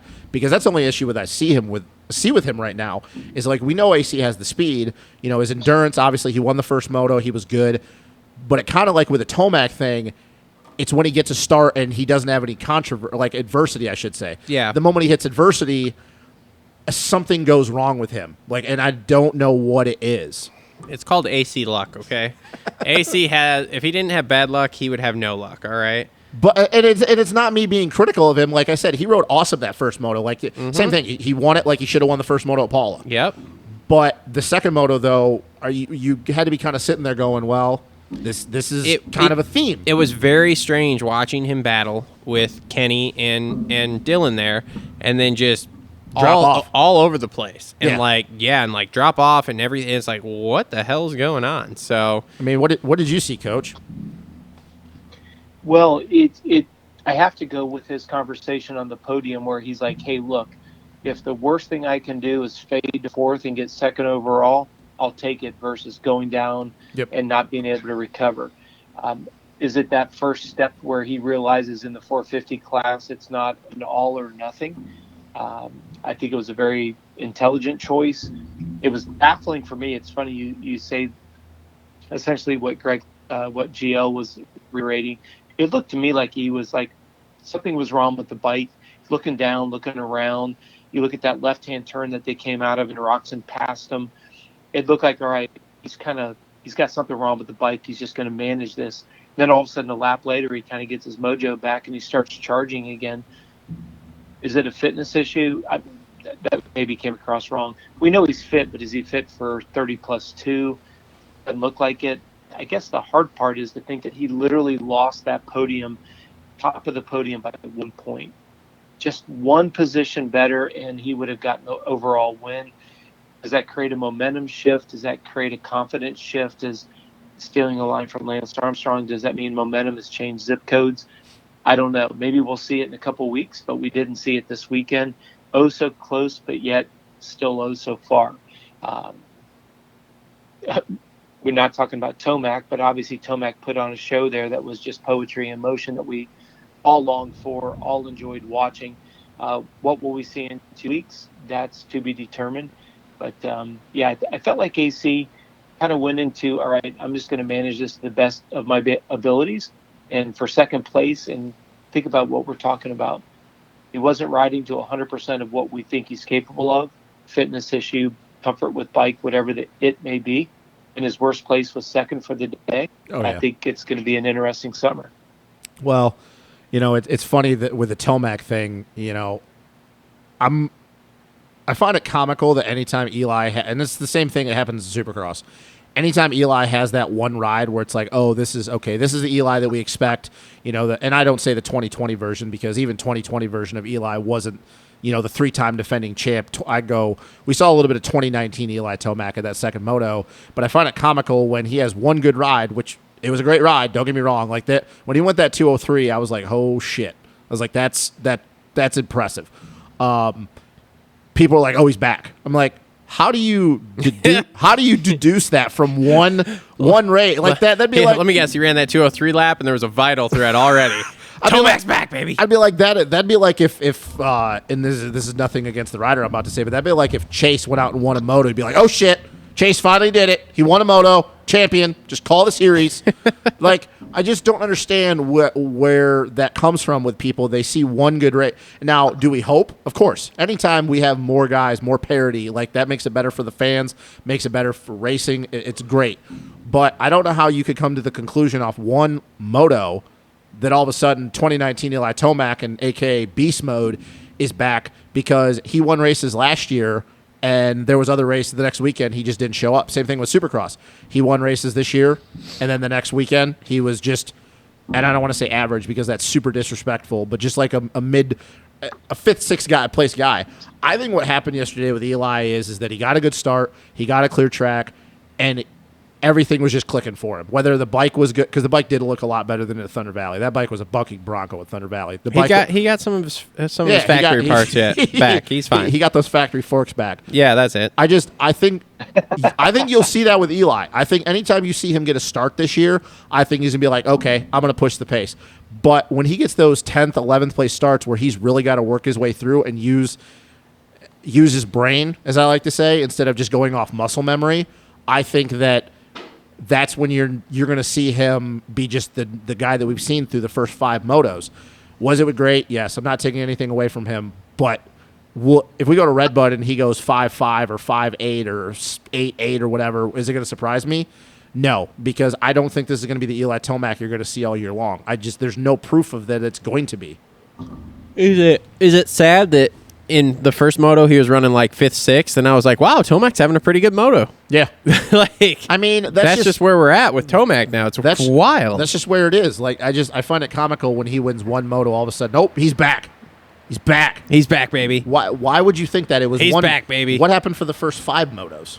Well, they take our it's downpouring, yes. If there's rain noise in the background, Coach, everyone listening, I'm sorry. It's a tornado. It's downpouring here, so It's all good. It's all good. So, Good to hear you perfectly. Okay, good. So AP had a good day, dude. He was on it pretty good, especially that first moto. Second moto wasn't as good, but the first moto was really good. He was definitely hoping for a mutter.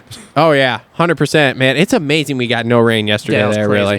That was I wild. thought like start of the first 250 moto it was gonna rain, and then just nothing. So that was wild.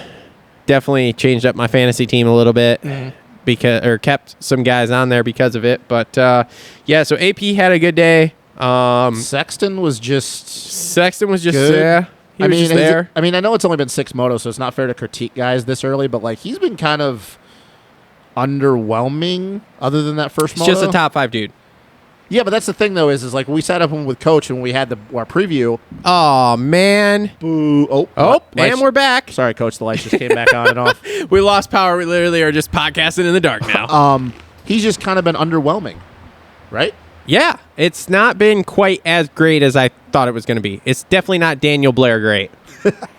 But Jeez, Daniel Blair has an infatuation with him that's him and Jet Lawrence. him and Jet. He's very infatuated with those two. So, yeah, Sexton's been underwhelming. I mean, like I said, he's just a top 5 dude, and I don't know what it's going to take for him to break that and make that next step to be just a podium guy, but he doesn't have it right now. I think he's gonna have to get a start and get a clear track and know what it's like to lead. Yeah, that could be a thing.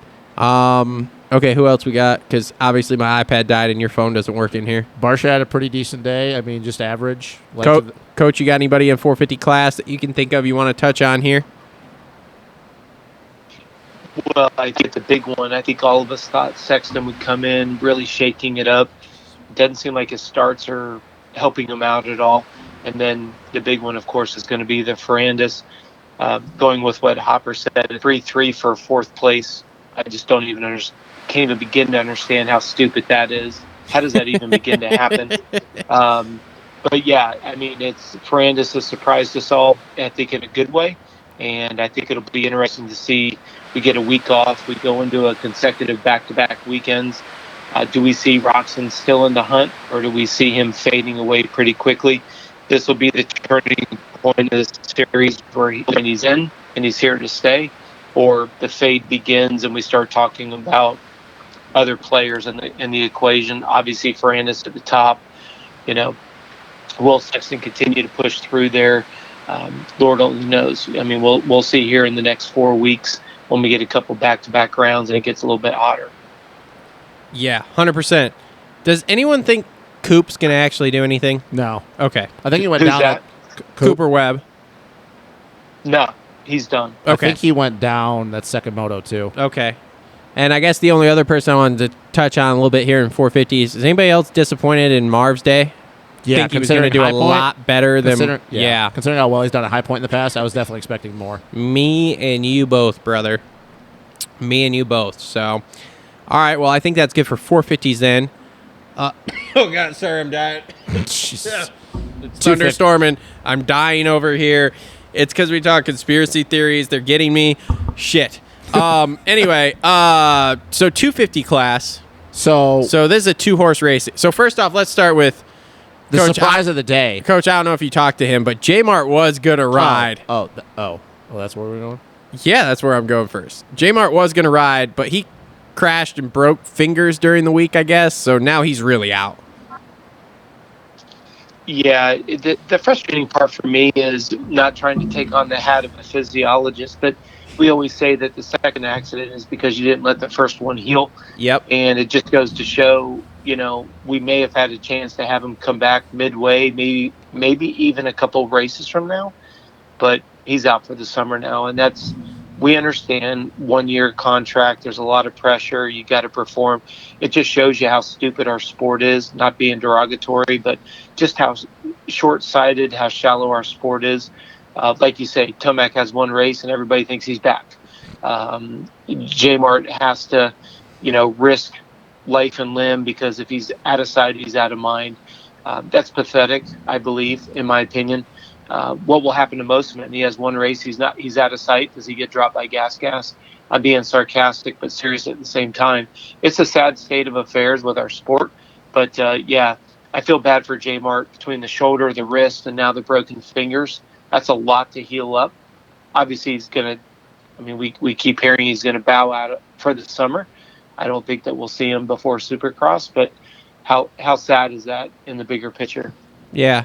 And that was something else I was going to bring up. What the fuck happened to Mosman yesterday? He had a practice crash. Not at High Point. Oh. He had a practice crash during the week. Oh, okay. Yeah, because I had him on my fantasy team, and then all of a sudden I was like, wait a minute, he's not even here. That's like Thrasher wasn't there too. He had a minor operation. They'll both be back from RedBud, from what it sounds like. He had a minor operation? Yeah, like not like he crashed and he apparently was a nagging thing. I can't remember. I might be wrong, but I feel like he said it was in his elbow. Okay. But they're saying he's back at RedBud, and same thing with Mosman. But I was actually going to go to go where you were going here. The surprise of the day, and I think it's official that we have to stop shitting on this person. Justin Cooper? No, the guy who won the overall, Jalik Swole, 1-3, dude. Why do I gotta stop shitting on him? Really? Yeah, really? What? Oh my god. What? Is this like Tomac? Like he's back? Like he wins one race and here we are? No. This has been building since round 1. All right. Okay, so he was top 10 both motos at Paula. Yep. And then he gets 6th at Thunder Valley, and now he goes out. Granted, the only reason he won that first moto is because RJ's chain snapped. Yeah. But still, 1-3, like looked good. Starts have been on point. Like didn't fade. Didn't get sketch. I mean, Marchbanks had what 10, 15 minutes where he was pacing him. Yeah. Didn't close the gap. I mean. Am I going to say he's going to go out and win more motos this year? No, I'm not going that far. But we've been very critical of Jalik Swole on this show, and for good reason. Very good reason. But I'm sorry, like if this was anybody else and they went out and got 1-3, we would be all about it. But I feel like because it's Jalik, people don't want to give him credit.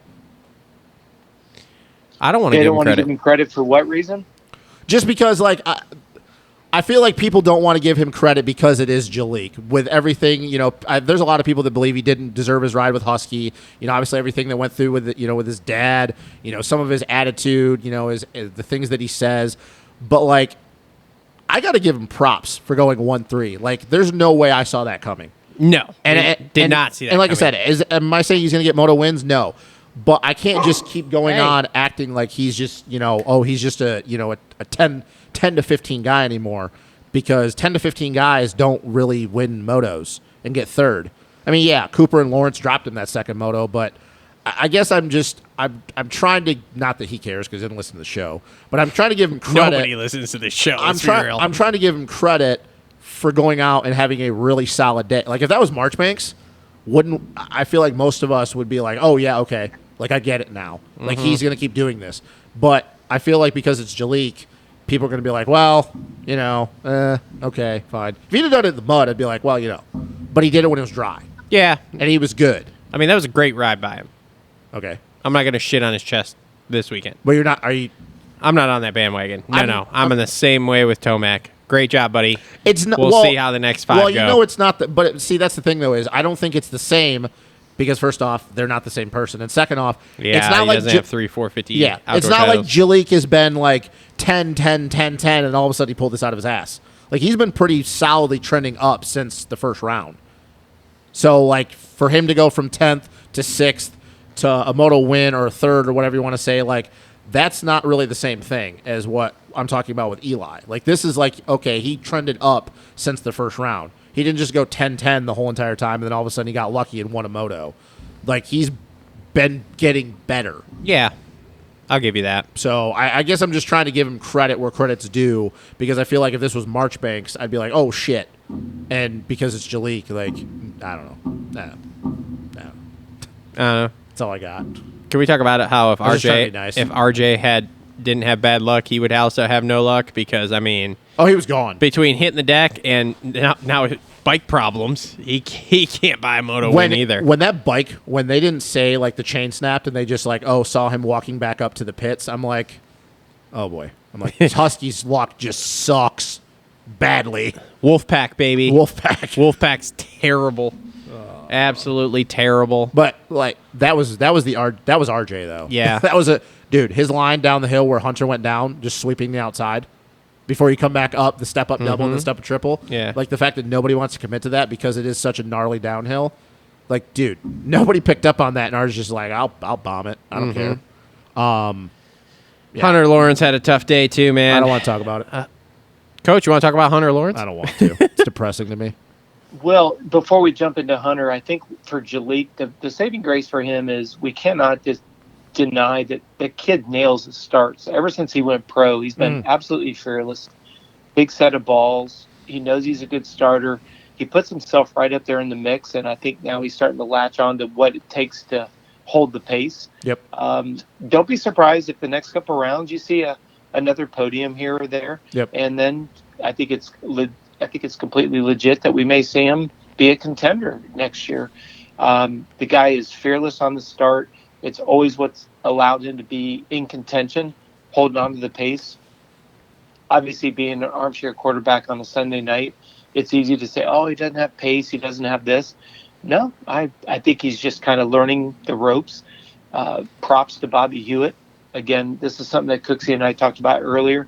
I have to give the utmost respect to Bobby Hewitt because he saw something in Jalik and he invested and he gave him that 2, maybe even a 3-year deal that maybe some of the other guys on Husky didn't get, like a Jordan Bailey. And Jalik is converting it into an opportunity is now going to materialize. Moseman, they kept him for a 3rd year. He's materialized. I mean, I know he's out right now with an injury, but that's what this sport takes is that first year, the learning curve is damn near straight up. And when you look at the idea that you get through that first year, you start to learn the series, you learn the travel, you learn the bigger demands. Not so much with Supercross, but outdoors where it's consecutive weekends back-to-back. High five knuckle punch to Jalik Swall. Good starter. He's realizing it. I'm going to essentially reiterate what GL said. Maybe in that second moto, he realizes he belongs up there. And are we seeing a mental paradigm shift with Jalik where he's like, okay, I'm no longer the guy that just gets a good start and then fades into, 8 through 9. I get a good start and I can battle with a Jet. I can battle with a Cooper. I can battle with you fill in the blank. Segue over to a Hunter. I was just in the midst of texting Hopper that he's going to owe me $100 based on our bet. And then, unfortunately, Hunter took a left and a right-hand turn. Do we all think that if Hunter doesn't completely bomb that hill and end up in the banners, that he just checks out that moto? Because I think, yes. I think the same thing in the second moto. If he doesn't wash the front end, because 2 motos in a row, he pretty much came from 40th to either inside the top 10 or a 14th place, and some of the lap times he was running was like ungodly late in the moto. Yeah. So I'm just watching them going, God, it's tough being a Hunter Lawrence fan. Mm-hmm. Yeah, I look at, and obviously I've got a bet against Hopper. I was like, okay, Hunter qualified quite well, better than he's done. We get the whole shot, looks great.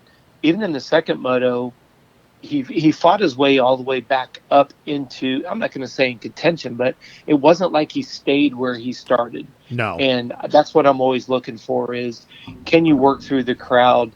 Can you work through when it's bar to bar? I mean, no disrespect to Jet or anybody that's out front like Cooper. When you get the whole shot, it's pretty easy. Hit the main line, be consistent, haul ass. You got 2 or 3 guys that you're in contact with. But the real meat on the bone is, what do you do when it's crowded and yet you're still holding pace with the leaders with an open track? That's what I saw with Hunter.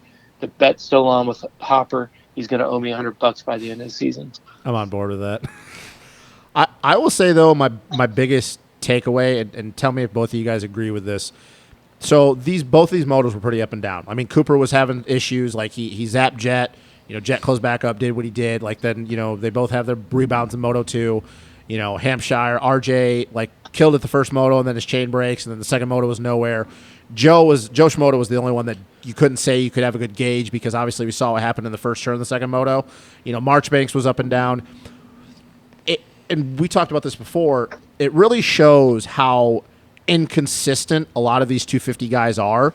And my point is, it makes you appreciate guys like J-Mart, who you can say, okay, he's the veteran of the class, he should have been in the 450s, whatever. People that actually in the know go, well, it has nothing to fucking do with it. He doesn't want to be in the 450 class. He wants to be. It's just shit happened in his career. And even as much as I hate to say it, Zach Osborne, when he was winning his 250 titles, these guys that are consistently there every weekend of their championship where, you're going to look at Justin Cooper and Jet Lawrence, who mathematically, as you talked about earlier, are the two guys right now. Yep. But you're going to have two guys that are going to battling for this championship that you can't guarantee are going to be 1-2 every week. Like I know that the first 2 rounds would say otherwise, but I can't say after the way those guys rode, if talk about both motos, that they're going to be the guys winning motos for the rest of the year. You remember, what were their moto finishes yesterday? Jet got a third, I think. Uh-huh. A third. No, did he get a third or a second? I don't remember. But it And my iPad's dead. yeah, I don't know. But my point is that it really makes you have to take a step back and appreciate guys like J-Mart and Zacho and all the 250 champions from before that have done it more than once that will always be there. Where, and this is no shit, I'm not trying to shit on Jet or, if Hunter would have wins the title or whoever, but it's like these kids are very inconsistent. And I don't think people think about that, where with J-Mart, when he won his championships, he was either first or second pretty much every weekend. When Cooper won his championship, Cooper Webb that is, and the first couple rounds were bad because of his wrist, but he was 1-2 pretty much. Yeah. So it's not trying to be disrespectful to these kids, but my biggest takeaway is God, this class is super up and down, and that's great for spectators and it's great for us to talk about it, but it just, for me, it gives me a different feel if Jet wins this championship and then I go, well, I can't say every weekend that he was the best guy. Like, because he might not be. Like, there might be just weekends where he's 3-3, and that's fine. But when you think of a championship guy, you think of a guy that's either winning races or he's a second or a third every weekend. And I can't tell you that Justin Cooper and Jet Lawrence are going to be winning or second or third every weekend. I mean, dude, even though they were 1-2, like, they were pretty far off that first moto. Yeah. And there's no excuse for that. No. And maybe I'm being a little too critical. I don't know what you think, Coach, but I think it has to make people step back and appreciate guys like J-Mart, guys like Zach Osborne. When Ryan Dungey won his championship, when Trey Kennard won his championship, because those guys were in it every weekend, where with this group, you don't know what you're going to get. Well, but is that a compliment to Trey Kennard and those guys, or is it giving compliments to the depth of the field? Cooksey and I talked about this morning. You look at Caleb Russell, absolute badass on a motorcycle, factory bike, and he could barely get into that 22, 23 spot. Yep. And anybody that sits on the edge and says, oh, Caleb's not fast, you're a freaking moron. Yeah, I'll argue that all day long. Get out. Yeah. But I think it's the first time we've seen a 250 class where literally, again, not to be redundant on what Cooksey and I said, but, you watch Cooper go by, air quotes here, the lapped rider. That lapped rider would freaking smoke my tail end. I mean, he's so damn fast, it's not even funny, but he looks like me out on the track, I don't belong. And it goes right to your point with what you're saying. It's like you have to respect the J-Marts and the Kennards and all those guys were incredibly consistent. They show their domination.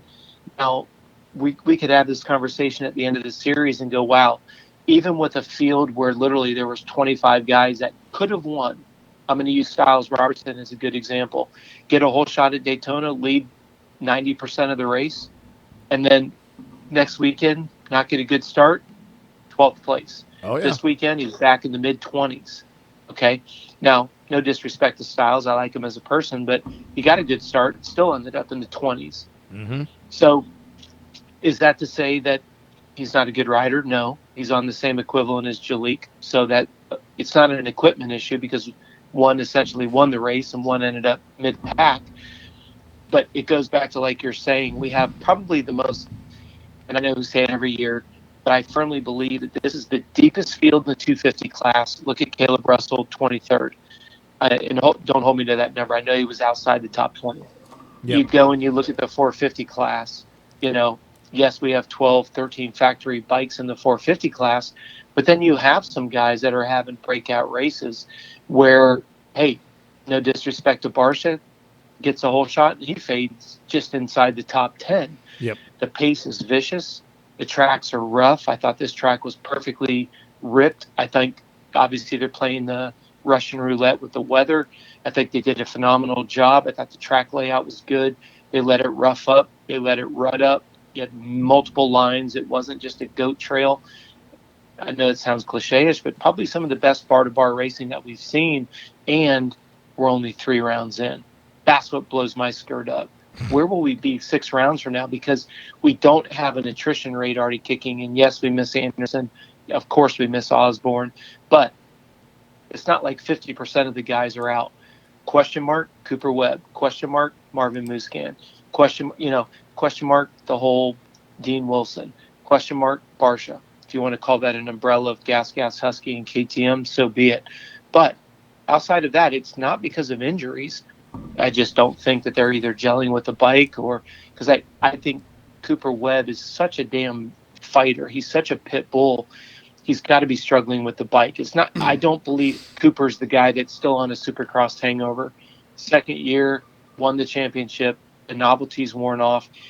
Cooper's the kind of guy that wants to be known that I can win indoors, I can win outdoors. I said this on Cooksy and the Coach today.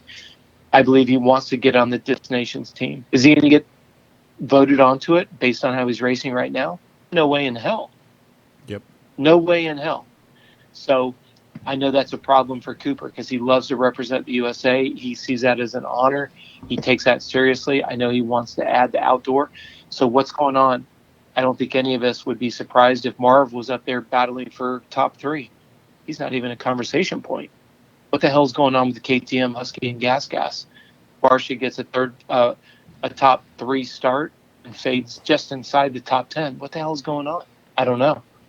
Well, the interesting thing too is we have 4 races in a row that not only are the tracks considered by a lot of the guys to be their favorite tracks, but a lot of these next 4 tracks that we have coming up, starting at RedBud, are the favorites of some of the top guys. Whether it be 250 or 450. So I fully stand by what I said, and I think it's the 250 class as well. I think after the next 4 rounds from RedBud ending at Washougal, even though we have 5 rounds after that, I think whoever is 1-2 in the points, if there's a big gap, if there's not, wherever it's close in both classes, I think we're going to have a real good understanding of where we're going with this championship coming at the end of the year after those 4 rounds. Because, like I said, RedBud, Southwick, Millville, Washougal, Washougal. We know how good Eli is there. We know if Jamar was there, we'd talk about Millville, but AC was really good at Millville last year. Frenchie's really good at RedBud.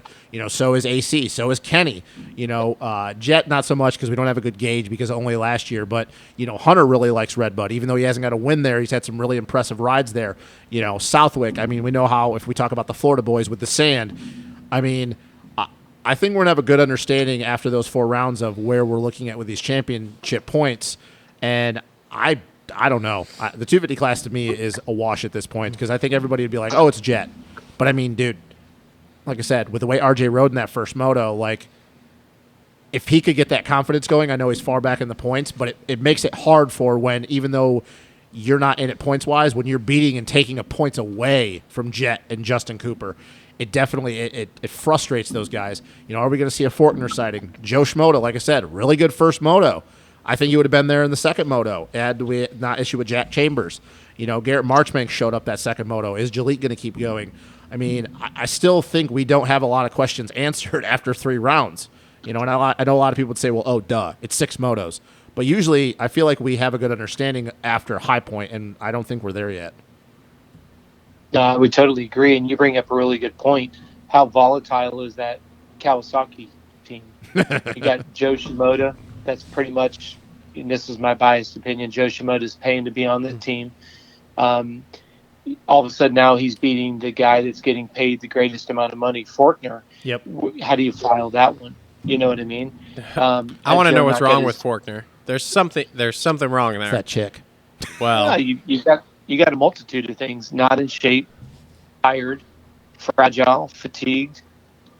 Probably some I don't want to use the word Epstein-Barr, but that whole umbrella of challenges because, I was just about to ask you that, Coach. I know you don't speculate, but that did come out as a thing. I don't know if you heard, but and Travis, you brought this up on our last show. I didn't know that he came out to Mitch after Thunder Valley and he goes, "I'm not in shape." That was between motos. Yeah, he straight up said that, and then there was rumors going around, and I can't remember where I heard it from, but they were like, "Oh, it's Epstein-Barr virus," and I know that that's a thing with people, "Oh, it's EBV," that's the thing to go to. And once again, I know that you don't speculate, but if you hear that, and with the way he's rode this year, do you think that that's a possibility, or do you think that that's just bullshit and he's just actually not in shape? No, I think it's always a possibility, but you run into that question: is it an Epstein-Barr situation, or is that a not being in shape? Yeah. I talk to my clients about this every week, about how do you separate the difference between being not in shape and being fatigued. Is fatigue Epstein-Barr? Is fatigue, you're dehydrated, you're not getting enough sleep, not getting enough food? We can sit and talk about all the various, elements that contribute to performance, but at the end of the day, and this is my biased opinion, when you get to a certain point on natural talent, and then you run into the buzzsaw where there's a lot of natural talent, and you run into a group of people that have actually done the work off the bike, you're done. Yeah, That's the ultimate buzzsaw, because, yep, at a certain level, at the amateur level, yeah, you're badass, you're better than everybody else, you get industry support, that's great. Then you get to a point where you jump out of a small pond. Now all of a sudden you're jumping into a pond that's got a lot of big fish, as the old saying goes. And if somebody has spent 5, 6, 8 years getting in shape, and they've honed the skills and drills, and they get the support, i.e. a Justin Cooper, you're done. You're never going to beat them. Now, props to Swanepoel with the entire Yamaha program. You could look at everybody at KTM with, Mike Brown and Seth and Alden and all those. I'm not going to get into whether or not they're legitimate trainers or not, which they're not. But the bottom line is, it's the idea of, I feel bad for a Forkner who was essentially supposed to be the next guy. Let's look at history as we know it. Tomac's exiting 2 years ago, maybe even 3 years ago, we would have all predicted, gambled that Forkner would be the next guy going in next to AC as we know it now. That's not going to happen. So that's where I cannot get across to these young parents, to these young riders. You've got to invest in yourself early, where the pond takes a dynamic change where everybody is good. It's the person that comes in that's not exhausted prematurely, has the durability, has a very minimal amount of injuries. Forkner's the exact opposite. He hasn't finished 3 seasons, lots of injuries. There's a high level of frailty. So what happens? The teams start to doubt you. And as the old saying goes, if you can't win on Pro Circuit, where are you going to win? If you can't win on Star, where are you going to win? If you can't win on TLD, if you can't win on Gas, where are you going to win? And that's the curse of getting a factory ride. So where does Forkner go? I don't see him going to a 450 ride. And if he does, it's bonuses only, kind of like a Jake Weimer, Villapoto scenario. Justin Hill, yeah. See, my question is especially with Forkner, and I mean, as much as I am not a huge fan of the kid, there just has to be something wrong there, because I totally agree, and I get what you're saying, Coach, of these amateur kids, they're given everything. They go out, they dominate these amateur nationals. It's like, oh, this is the next thing. Well, let's just put them on a stock Honda in those amateur nationals and see how they really do. We've seen it with guys like Mumford. We've seen it with guys you could run down the list of KTM and Husky guys, whatever. But with Forkner, it's like, man, he came out of the amateurs and he was still good. He won races. He was fast. Now, I can't argue the frail part, because obviously we've watched him bounce off the ground a lot and not get back up. But at the same time, it's like, man, he is floundering in just inside the top 10, like Tomac. And it's like, dude, you're not retiring or switching teams as of right now that we know of. So what the hell are you doing back there? Is there something physically wrong with you? Are you really not that in shape that you go out and you just flounder around in 10th and your natural ability is carrying you to top 10s in the 250 class, but holy shit, that's all you're getting. I don't know, man. It's a weird thing for me to watch. But think about it. If you're Forkner, and let's just use what happened this weekend, all of a sudden Joe Shimoda is now beating your ass. You know what I mean? Yeah. Now, I've heard through the grapevine that Joe Shimoda is he's not very diligent off the bike. Now, he may have changed in the last year, but I've heard he doesn't have a good work ethic. But let's say he turned his attitude around. Let's say he got his stuff together. Now, all of a sudden, as we said earlier, how crazy is it? Shimoda's paying to be there, in my opinion. No proof of that, but I believe he is. Now, all of a sudden, he's beating the guy that's getting a 6-figure contract. That shit doesn't go over very well with Mitch. No. You guys know that as well as I do. So, borrowed time, and then you step back and you look at that and you go, okay, well, now Forkner's on damage control. He's out there declaring, hey, I'm tired. Hey, I need to get blood work. Hey, I need to get this. I need to get that. Sorry, guys, the ship has sailed. You know, Cowie's got Jet Reynolds coming up. He's got Ryder DiFrancesco coming up. You know, there's other people. You're done. I hate to say it, but Forkner will be lucky if he ends up on a privateer team. Now, you look at somebody like a Barchbanks. I think it's pretty cool what Club MX has done with him. They're investing in him. They're building a program around him.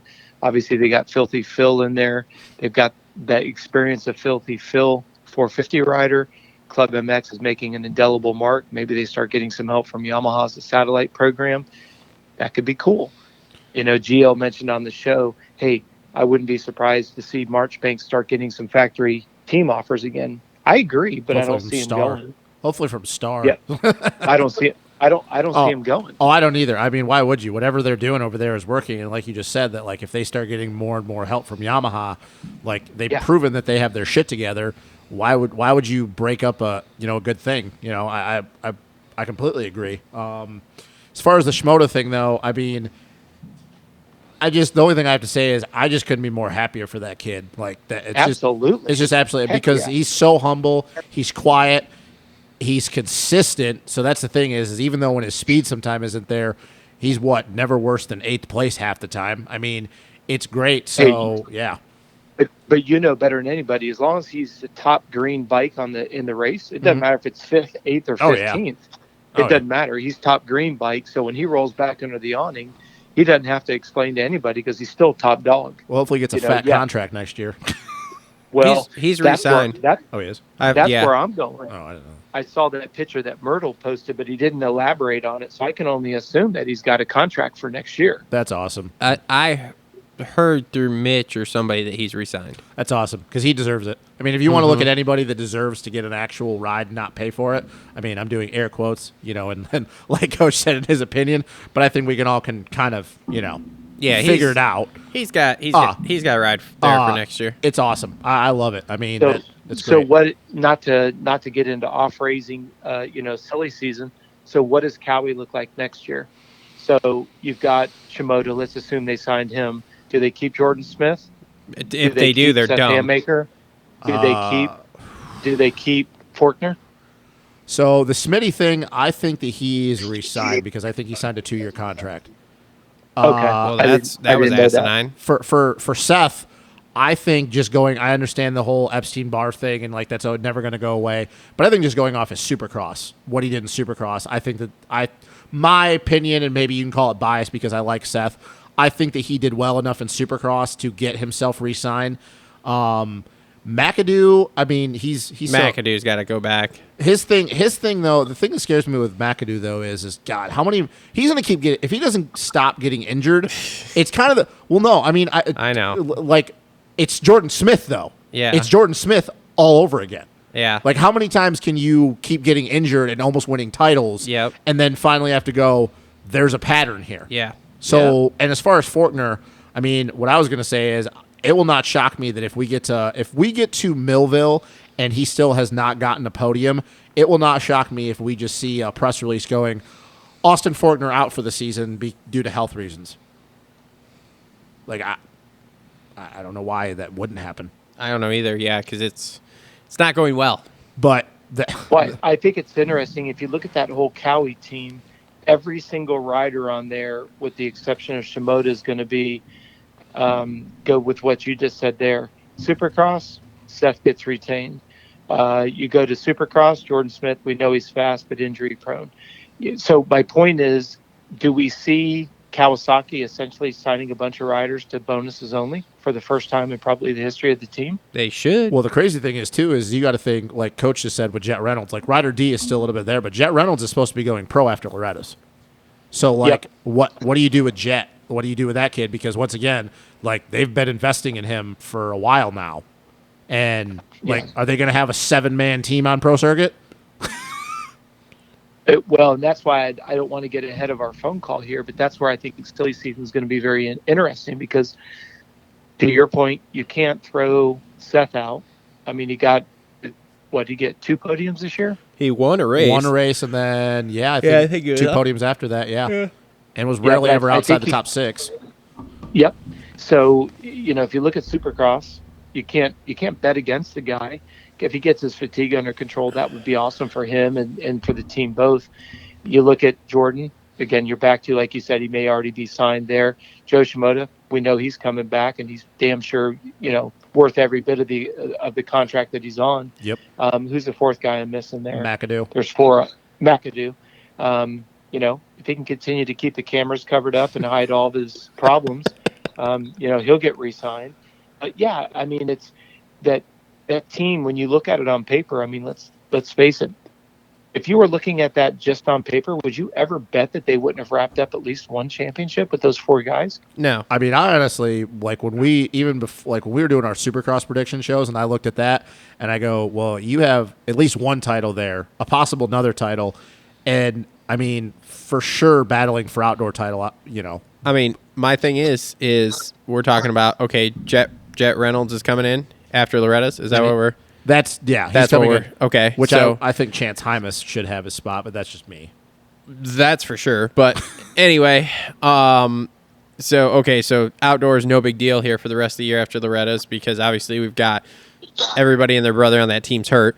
Then when you go into Supercross, dude, I honestly think that Smith and Forkner, they're both on the chopping block. I mean, to be done.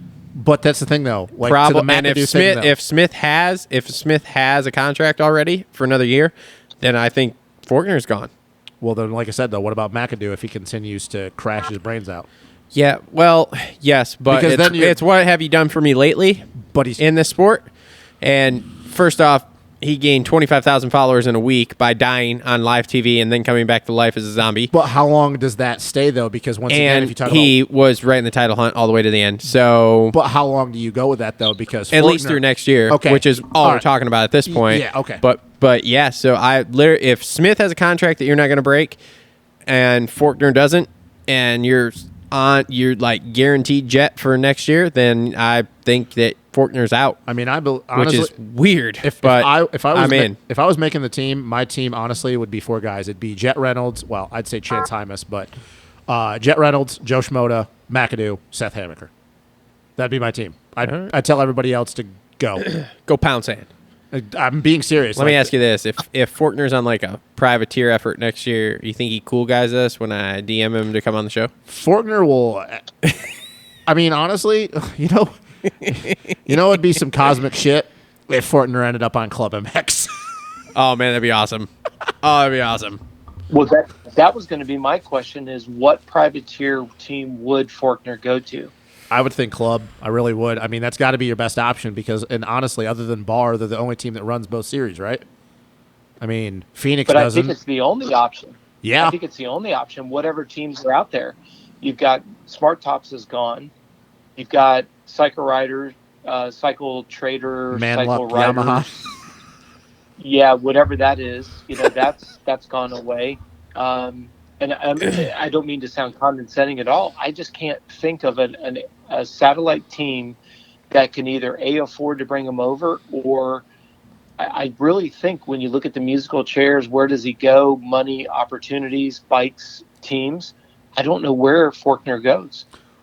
I'll say a hot take right now with Forkner. If he doesn't get his shit figured out by the end of this year, whatever happens within Pro Circuit after the Pro Circuit thing is over with, I feel like he races 1 year on a 450 and then he's gone. I think he quits. I think he retires.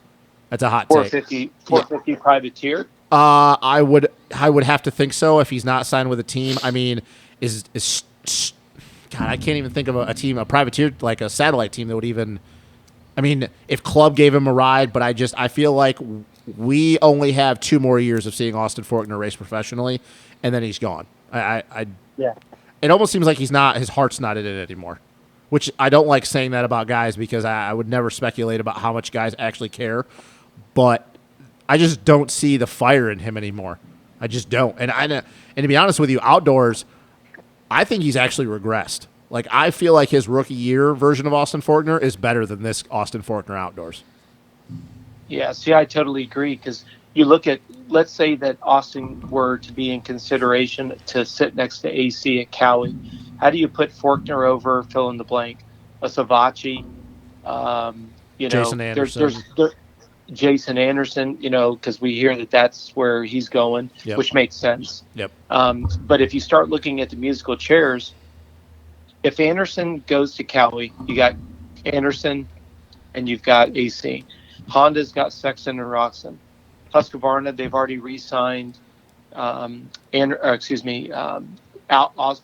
Yep. So there's one opening there. Where else could he go?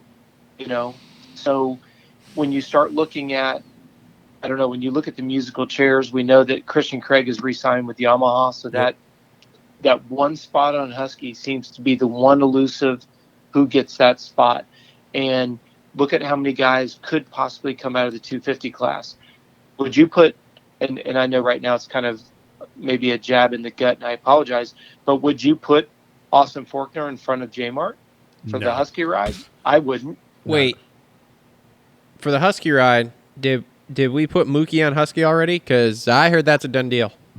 But is that just No, for I've Supercross? not heard that, but if you I do, don't would know if think it's for that Supercross would be, only.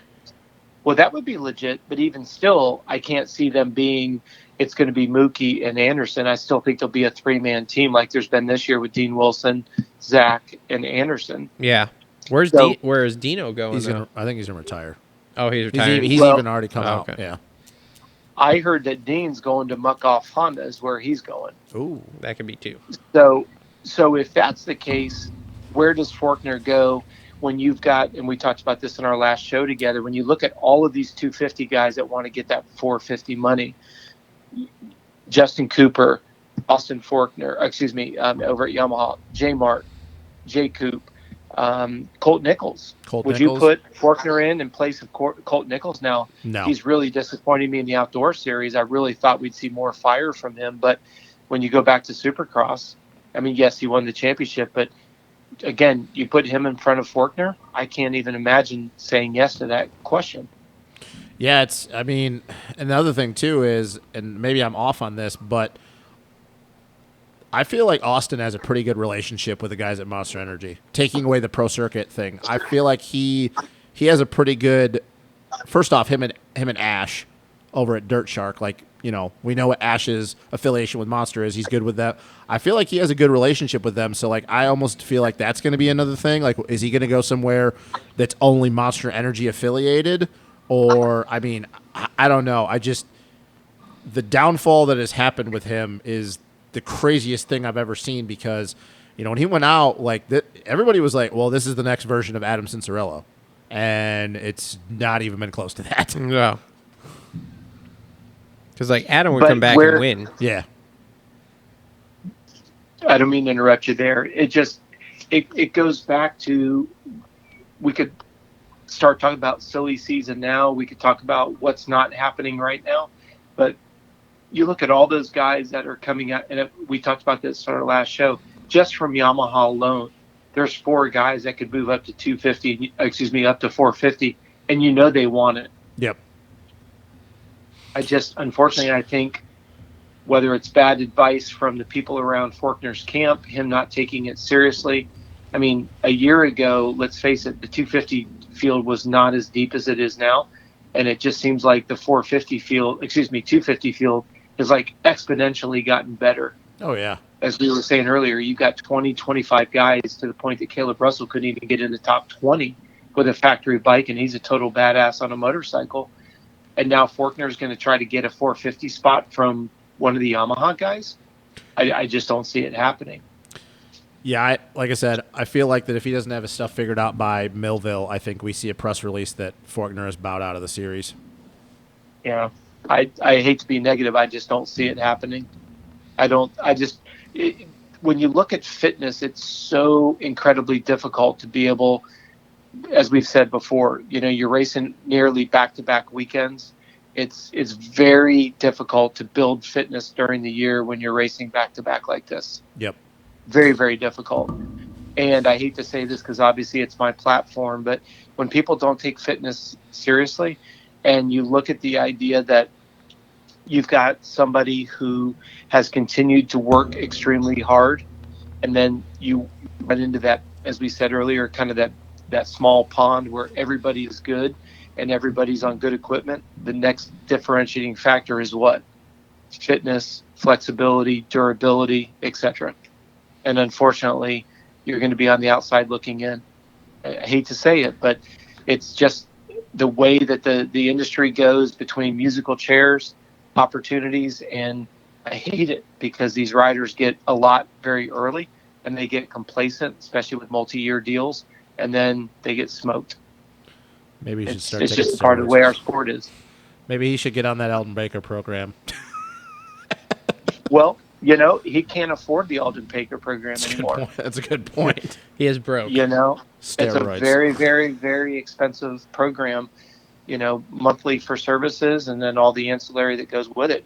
I've seen some very big numbers. It's crazy. I'm talking 5 digits a month. Yeah, that's just stupid. Wow. Well, it's not stupid if you get $100,000 a weekend bonus. It's a good point. Yeah. I can't imagine being 17 having to make that executive decision. Me neither. I'd be like, I'm not. I don't make 5 digits a week right now. I'm 30. Jesus. Yeah. Yeah. Oh, But man. don't get me, it's kind of like when someone says, "Oh, you don't know how hard it is to be a rock star." Try me.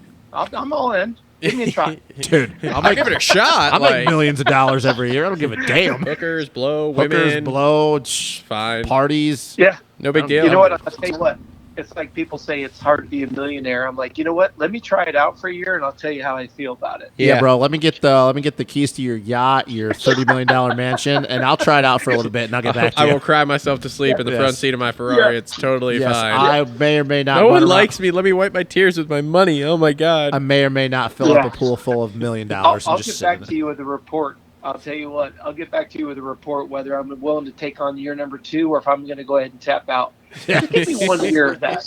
It's 1 year. All you want to do is be a millionaire for just 1 year. Yep, exactly. So Well, that's why I say to Michaela, I just want, it's everybody wants the first million. And once you get the first million, then you're like, okay. And I look at these 17 and 18-year-olds that are making damn near, just under $1 million as a base salary and a couple good wins, and you're at $1 million. And I'm like, there's people that will spend their entire life trying to make the 1 million, and these kids have a chance to make it in 1 year, and yet you have to beg them to do the work necessary. And I'm like, that's just astounding to me. Absolutely astounding. Like I said, I grew up around Nico Izzy, so I saw it firsthand. Yep, absolutely. Well, that's like we talked about previously. I'm not here to beg anybody to become a millionaire. If you're not willing to do the work and you get outworked by someone that's maybe a little less talented, but, gets access to the equipment, gets under good supervision, has a good riding coach like, David Villeman or Will Hahn or whoever the riding coaches are that make it, James Stewart with Sexton, and then it all comes together at the right time.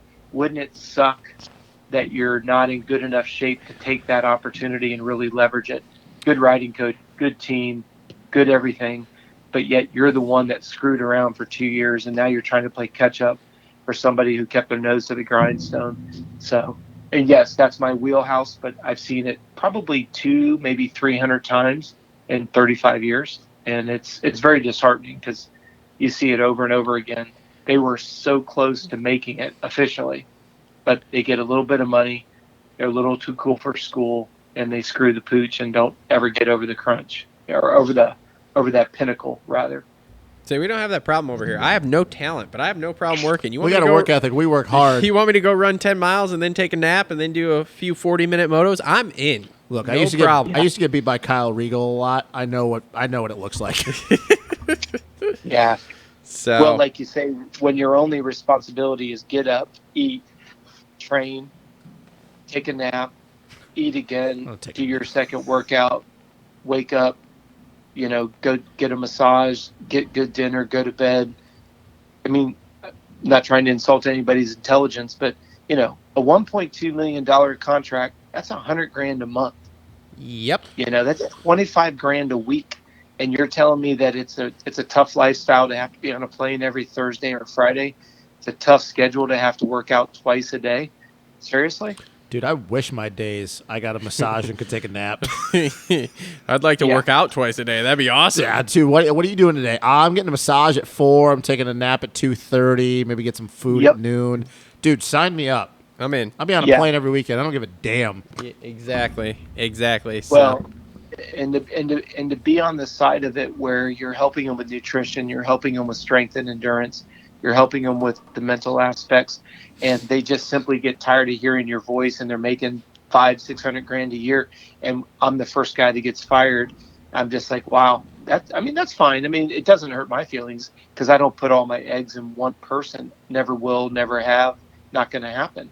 But it is very disheartening when you realize you look at 200-300 people literally in 30 years that had what it took, had the team, had the equipment, but they kind of squander a year and a half because they come out of amateur ranks, they get a fat contract, they blow it on money, they blow it on trucks and sound systems and chicks, and then what got them there, they don't want to do it anymore, and then that 2-year deal comes up, there's no re-signing, and then they go into panic mode, then they're working out of the back of a truck, and now, thank you for coming to McDonald's, hope to see you tomorrow, is their conversation.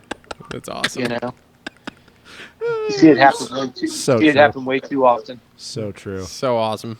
All right, Yep. I just got one more question before we wrap this up. Who do we think win? We usually do this. I don't know if we've done this with you, Coach, but we usually try to pick winners for the next race. Who's your winners for RedBud in the 250 and the 450 class? Ooh, man, I'm going to go with my guy Hunter. I think he's shown that he's kind of moving himself to the front. Good starts. That track is wide open. Big jumps. I think Hunter will do well. And then it's very, very, very hard to bet against Ferrandis right now with the momentum that he's carrying. The fact that he was kind of in the mix with all 5 guys, didn't succumb to the pressure, pushed the pace. So I would go with Ferrandis and Hunter. I knew I liked this guy for a reason. I'm gonna go with the same. The only thing I could see differently is I could definitely see AC getting another moto win. I think Sexton's gonna be really good there, but yeah, it's really hard to bet against Dylan. We know how good he is at RedBud. Even though last year he probably should have won all 4 motos, he had some issues. But even going back to the year before when he was battling with Adam, and as far as Hunter, like I said, even though he doesn't have a moto win at RedBud yet, he has some damn good rides there that his just starts were off. Going back to his rookie year where that Geico bike was about as slow as a 125. Yeah. Jesus. I definitely could see that. I think that I'm not saying they win all 4 motos, but I think Dylan and Hunter, I think that they get it done and get the overalls. All right. Well, so you guys are going with the older sister. I'm going to go with the younger brother. I think Jetson's going to pick up the Did you just call Hunter Lawrence a sister? Yeah, because Jet does. Yeah. Hell, are we gonna get some donuts? Oh, buddy. We're going to talk about that after we get off here. Okay. So do you think he wins both motos, or do you think he just gets the overall? I think he gets the overall. I don't know about winning both motos, but Okay. I think he gets the overall. Okay. Then the 450s, I'm gonna stick on the Ride Red train. I think Kenny's gonna nail down 2 more. Okay. Well, he sweeps the weekend. Yes. I think we're gonna nail down 2 more, and be 5 for 8 with that red plate back on us. Yep. So he's just so with by that, then in that equation, you think that Dylan probably gets second, right? Yeah, probably something. Okay, like so that. they'll be tied going into Southwick then. Okay, well, whatever. Okay, so when Dylan beats, will they be tied? Hey, Travis. Uh-oh. You done made Coach mad. Yeah, Hey, Coach. Trav. Yeah. Your connection's breaking out really bad. You started to say you're gonna stay with Red. Who did you have for 450? I got Kenny winning both motos. Yeah. Okay. He's going 1-1. So when he goes to Southwick then, and then Dylon beats the brakes off of him. Whatever, dude. Whatever. That's a big prediction. I think it'll be interesting to see if he can hold that pace for back-to-back motos. Yeah. I mean, the only thing that I could see that, Travis, is honestly because now with it looking like the weather is changing here in Michigan, because we were looking like it was going to be hot. Look, we're going to be 5 out of 8. Okay. It's going to be fine. So it'll be tied up, though. If he goes 1-1 and Dylan goes 2-2, they'll be actually tied up going into Southwick because Dylan's got 3 points on him, right? Does he have 3? Does he have 3 or does he have more than that? I don't know. Okay. Maybe he's Yeah, I got don't know 4. the points off the top of my head. I know it's pretty tight. I want to say it's 3. Okay. But isn't there And then 3? there's a pretty good gap back to third. I think Maybe- it's like, is it don't more? hold me to it, like 17 Maybe or not. 19, I think. Yeah. So, yeah, AC's like 20, 29. No, he's more than that. Something actually. I now. think AC's Yeah. no, I think it's like 30. Oh, okay. Well, something like that. Yeah, it's a ways back to third. So Okay. Well, I mean, Yeah, I know it's a big gap. don't get me wrong. I wouldn't be mad at seeing a Honda win both classes at RedBud. I don't know. How? You know what I find funny about this conversation though is okay. So all of us have picked, our winners, but on America's Day and America's track, not one damn American wins a moto well, in either No. classes. shit happens when you like to party, and we like to party here in America. I just find that funny that like this is America's Day, it's America's track, but yet not one American wins a moto. No, but it's okay because we're gonna party like it's 1776 again. With a German Well, winning. take it a step further. Isn't it crazy to think that we're sitting here actually saying that a Yamaha 450 is actually a contender? Oh, I Think feel about like how I'm in crazy a that wild. is. yeah. We're in the Just twilight 1 year zone. ago. I feel like And if we had said that a year ago, people would think, hey, put the drink down and step away. It doesn't make sense. We may be drunk right now too. You never this know. is actually a simulation. Everything is fake. Nothing is real. It's all ones and zeros, and we're all being controlled by robots. No, So, I just- have a great day, Yeah. everybody. The last thing I'll say is I do find that crazy that we're getting to the point though that not to go into a whole American versus Euro debate, and even though these guys that we're talking about have been over here for quite a while, it's crazy to me that we're getting to the point that when we predict these races in both classes, you almost can't pick an American though to win a moto because the Euro guys are so good. I don't know.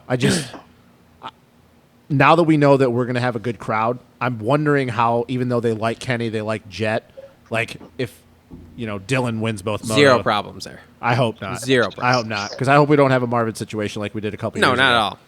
Well, I feel like people are starting to Look. like Dylan again. Look, it's not that we hate foreigners. We just hate French people over here, okay? Okay, And that's Webb. mostly because every, I don't know, what is it, 40 years, we got to go save their ass from somebody, and then they talk a bunch of shit about us Listen, man. for the next 40 I'll years. go hang out with Dylan, his wife, and DV all day long. I do not care. I'm just saying. I'll also go hang out with Mattel. French people I don't wanna talk hang out a with- bunch of shit I don't about wanna hang out us with Marvin. until they need us to save their ass from some Nazis. Well, here we go. And then boom, we go Well- over there and we USA stamp that ass, and then they talk shit after that. podcast officially just went off the rails. We're way off. Hey, what?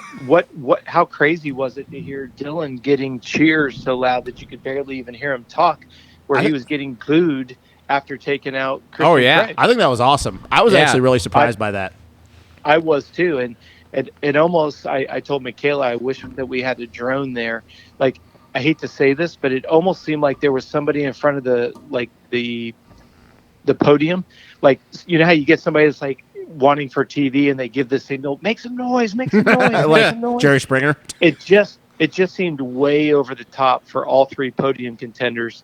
I mean, not that we weren't happy to see Tomac and AC and Ferrandis up there, but it just seemed a little bit odd where it was just so over the top. I don't know. It was the kind of noise that I expected at Des Nations, not at High Point. Yeah, but I think that crowd there was big. I'm gonna be real honest with you. They were all drunk. Yeah, that's probably it too. They didn't know who the hell was up there. They were just like, "Yeah, Moto." I love it because I'm a big felt it was Dylan a fan. little bit staged, and I have no way to prove it because I wasn't there. But it just seemed a little bit over the top. It seemed, I mean, not to be redundant, it just seemed almost like destination level noise, and I was like, nah. Look. Especially for Ferrandis, who freaking for 5, 6, 7 races got booed off the podium. He's an evil villain. Look, if I had a wife that looked like his wife, Oh my God, would you stop? I don't give a damn. Would you stop? I can't. Jesus I'm lonely. Christ. I'm a lonely man. Oh my God. Oh Jesus. Wow. Hey, you know what I love is I love the honesty. He's just gonna call a spade a spade. She's hot and I'm lonely. So let's make something happen. That's it. Jesus That's it. Christ. And I give him high five knuckle punch. I don't have millions of dollars. I You- can't compete with that. All right, Coach. Before we go any farther off the rails here, let's just where can people find you if they want to? Let's just wrap Hope this you're up. breaking up real bad, brother. Oh, sorry, you're breaking man. up real bad. Sorry. Can you hear me now? Hello. Yep, go ahead, brother. Yeah, just before this goes any farther off the rails, let's just where can people find you? Let's wrap this up. Let's call it a day here. Before shit gets weird. No, thank you so much for having me, guys. If you guys are interested in any kind of resources, please visit CompleteRacingSolutions.com. And if you guys are into Instagram, I'm at literally the @ Complete Racing Solutions. And then on YouTube, it's Coach Robb with 2 B's. Coach Robb Beams on YouTube. So take a look at that if we can help in any way. Any of the listeners, if you guys are frustrated with something that you just kind of can't figure out, please email me. Hit my assistant up, Jennifer. Contact at Coach Robb with 2 B's again. It's contact at CoachRobb.com. It'll go to Jennifer. She'll sort it by subject, and I promise. I just did an email yesterday to a guy wanting to know about creatine and wanting to know about arm pump, wanting to know about off-the-bike training. Just because you may not be, quote-unquote, a paying client doesn't mean we're not happy to help. And I hope people will reach out. I don't want to be the company that's like, hey, for just a small nominal fee, we can get you all your answers. Hit us up. We're happy to help. If we don't know the answers, we'll find it for you. Guys, it's always awesome to bench race with you. And I'm glad we were able to surprise Hopper and get him on the phone. So cool stuff. That was awesome. Yeah, that was great. Thanks for doing that. Thanks. Thanks to Johnny for coming on. Coach, thanks you for coming on. Justin, Absolutely. Thanks for being here. Yeah, Coach, we'll talk to soon, you bud. guys soon. Thank you, Coach. Have a good night. Have a good week, man. Take care. All right. That was it. That's the show. That was it. That's the whole show. 2 hours of recording. 2 hours of recording, an hour before that, shooting the shit with Coach. Yep, here we are. God, we're so cool. We're great people. Why don't people pay us to do this? I don't know. Speaking of paying us to do this, I have fixed the merch link in the description, everyone. Oh, that's cool. It was broken. We have now fixed it. So you can click on there and buy t-shirts for right now. Working on more merch soon. This has been another One thing. Since we're not doing a show before RedBud, if any of the listeners or people or whatever, people that comment, whatever, if you're at RedBud and you see us, Say hi. You want to come up and bullshit and bench race with us? We may or may not have Cooksey and Johnny Hopper with us. We will be doing interviews with a bunch of privateers on Friday. Saturday probably is not going to be easy because obviously it's the day of the National. It's hectic. But if you are there on Friday and you see us, if you want to come and bullshit with us or tell us we're a bunch of dumbasses, we'll sit there and talk with you. We do not care. We are not one of those people, even though our... Or if you want to fight, you can stick your head up my ass and fight for air. How's that sound?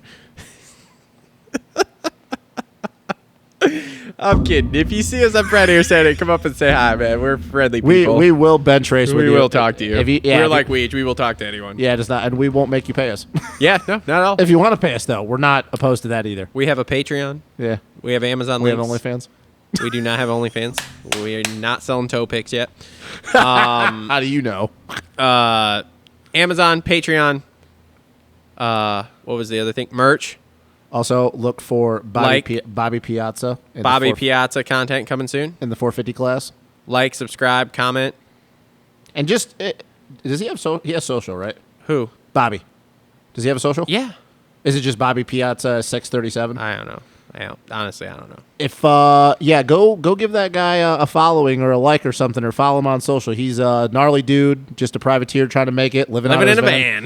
Down by the river. I hope he didn't re-injure himself though, because I don't think he finished that second moto. I don't know. I haven't heard from him. But yeah, go give him a like. Also, go give Kevin Moran's a like because he's just a cool guy. He's gonna be here for RedBud too. Yep, got him. So yeah, guys, got lots of content coming down the chute here. And I'm just saying all this because we aren't doing another show until the RedBud.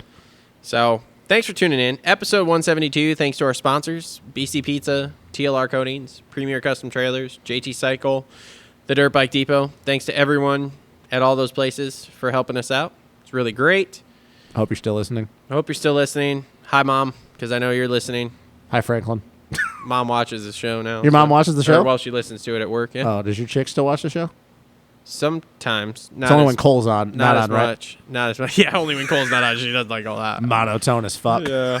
Doesn't like that monotone fuck. I don't like that monotone fuck, so whatever. Yeah, nobody likes Cole right now. Anyway, so thanks for tuning in, everyone. Sorry the show went off the rails. But hey, Johnny Hopper, Coach Robb, we will be back post RedBud race. Yep. There will be other people on the show besides ourselves. Worst case, we're going to have Tom Oh, yeah. I keep forgetting about that. Maybe Cole will be around, but who knows? He's Yeah, too cool for school. I doubt it. Who knows who else we'll run into while we're there? Maybe you'll hit up Jeff Walker. We'll see y'all in 2 weeks.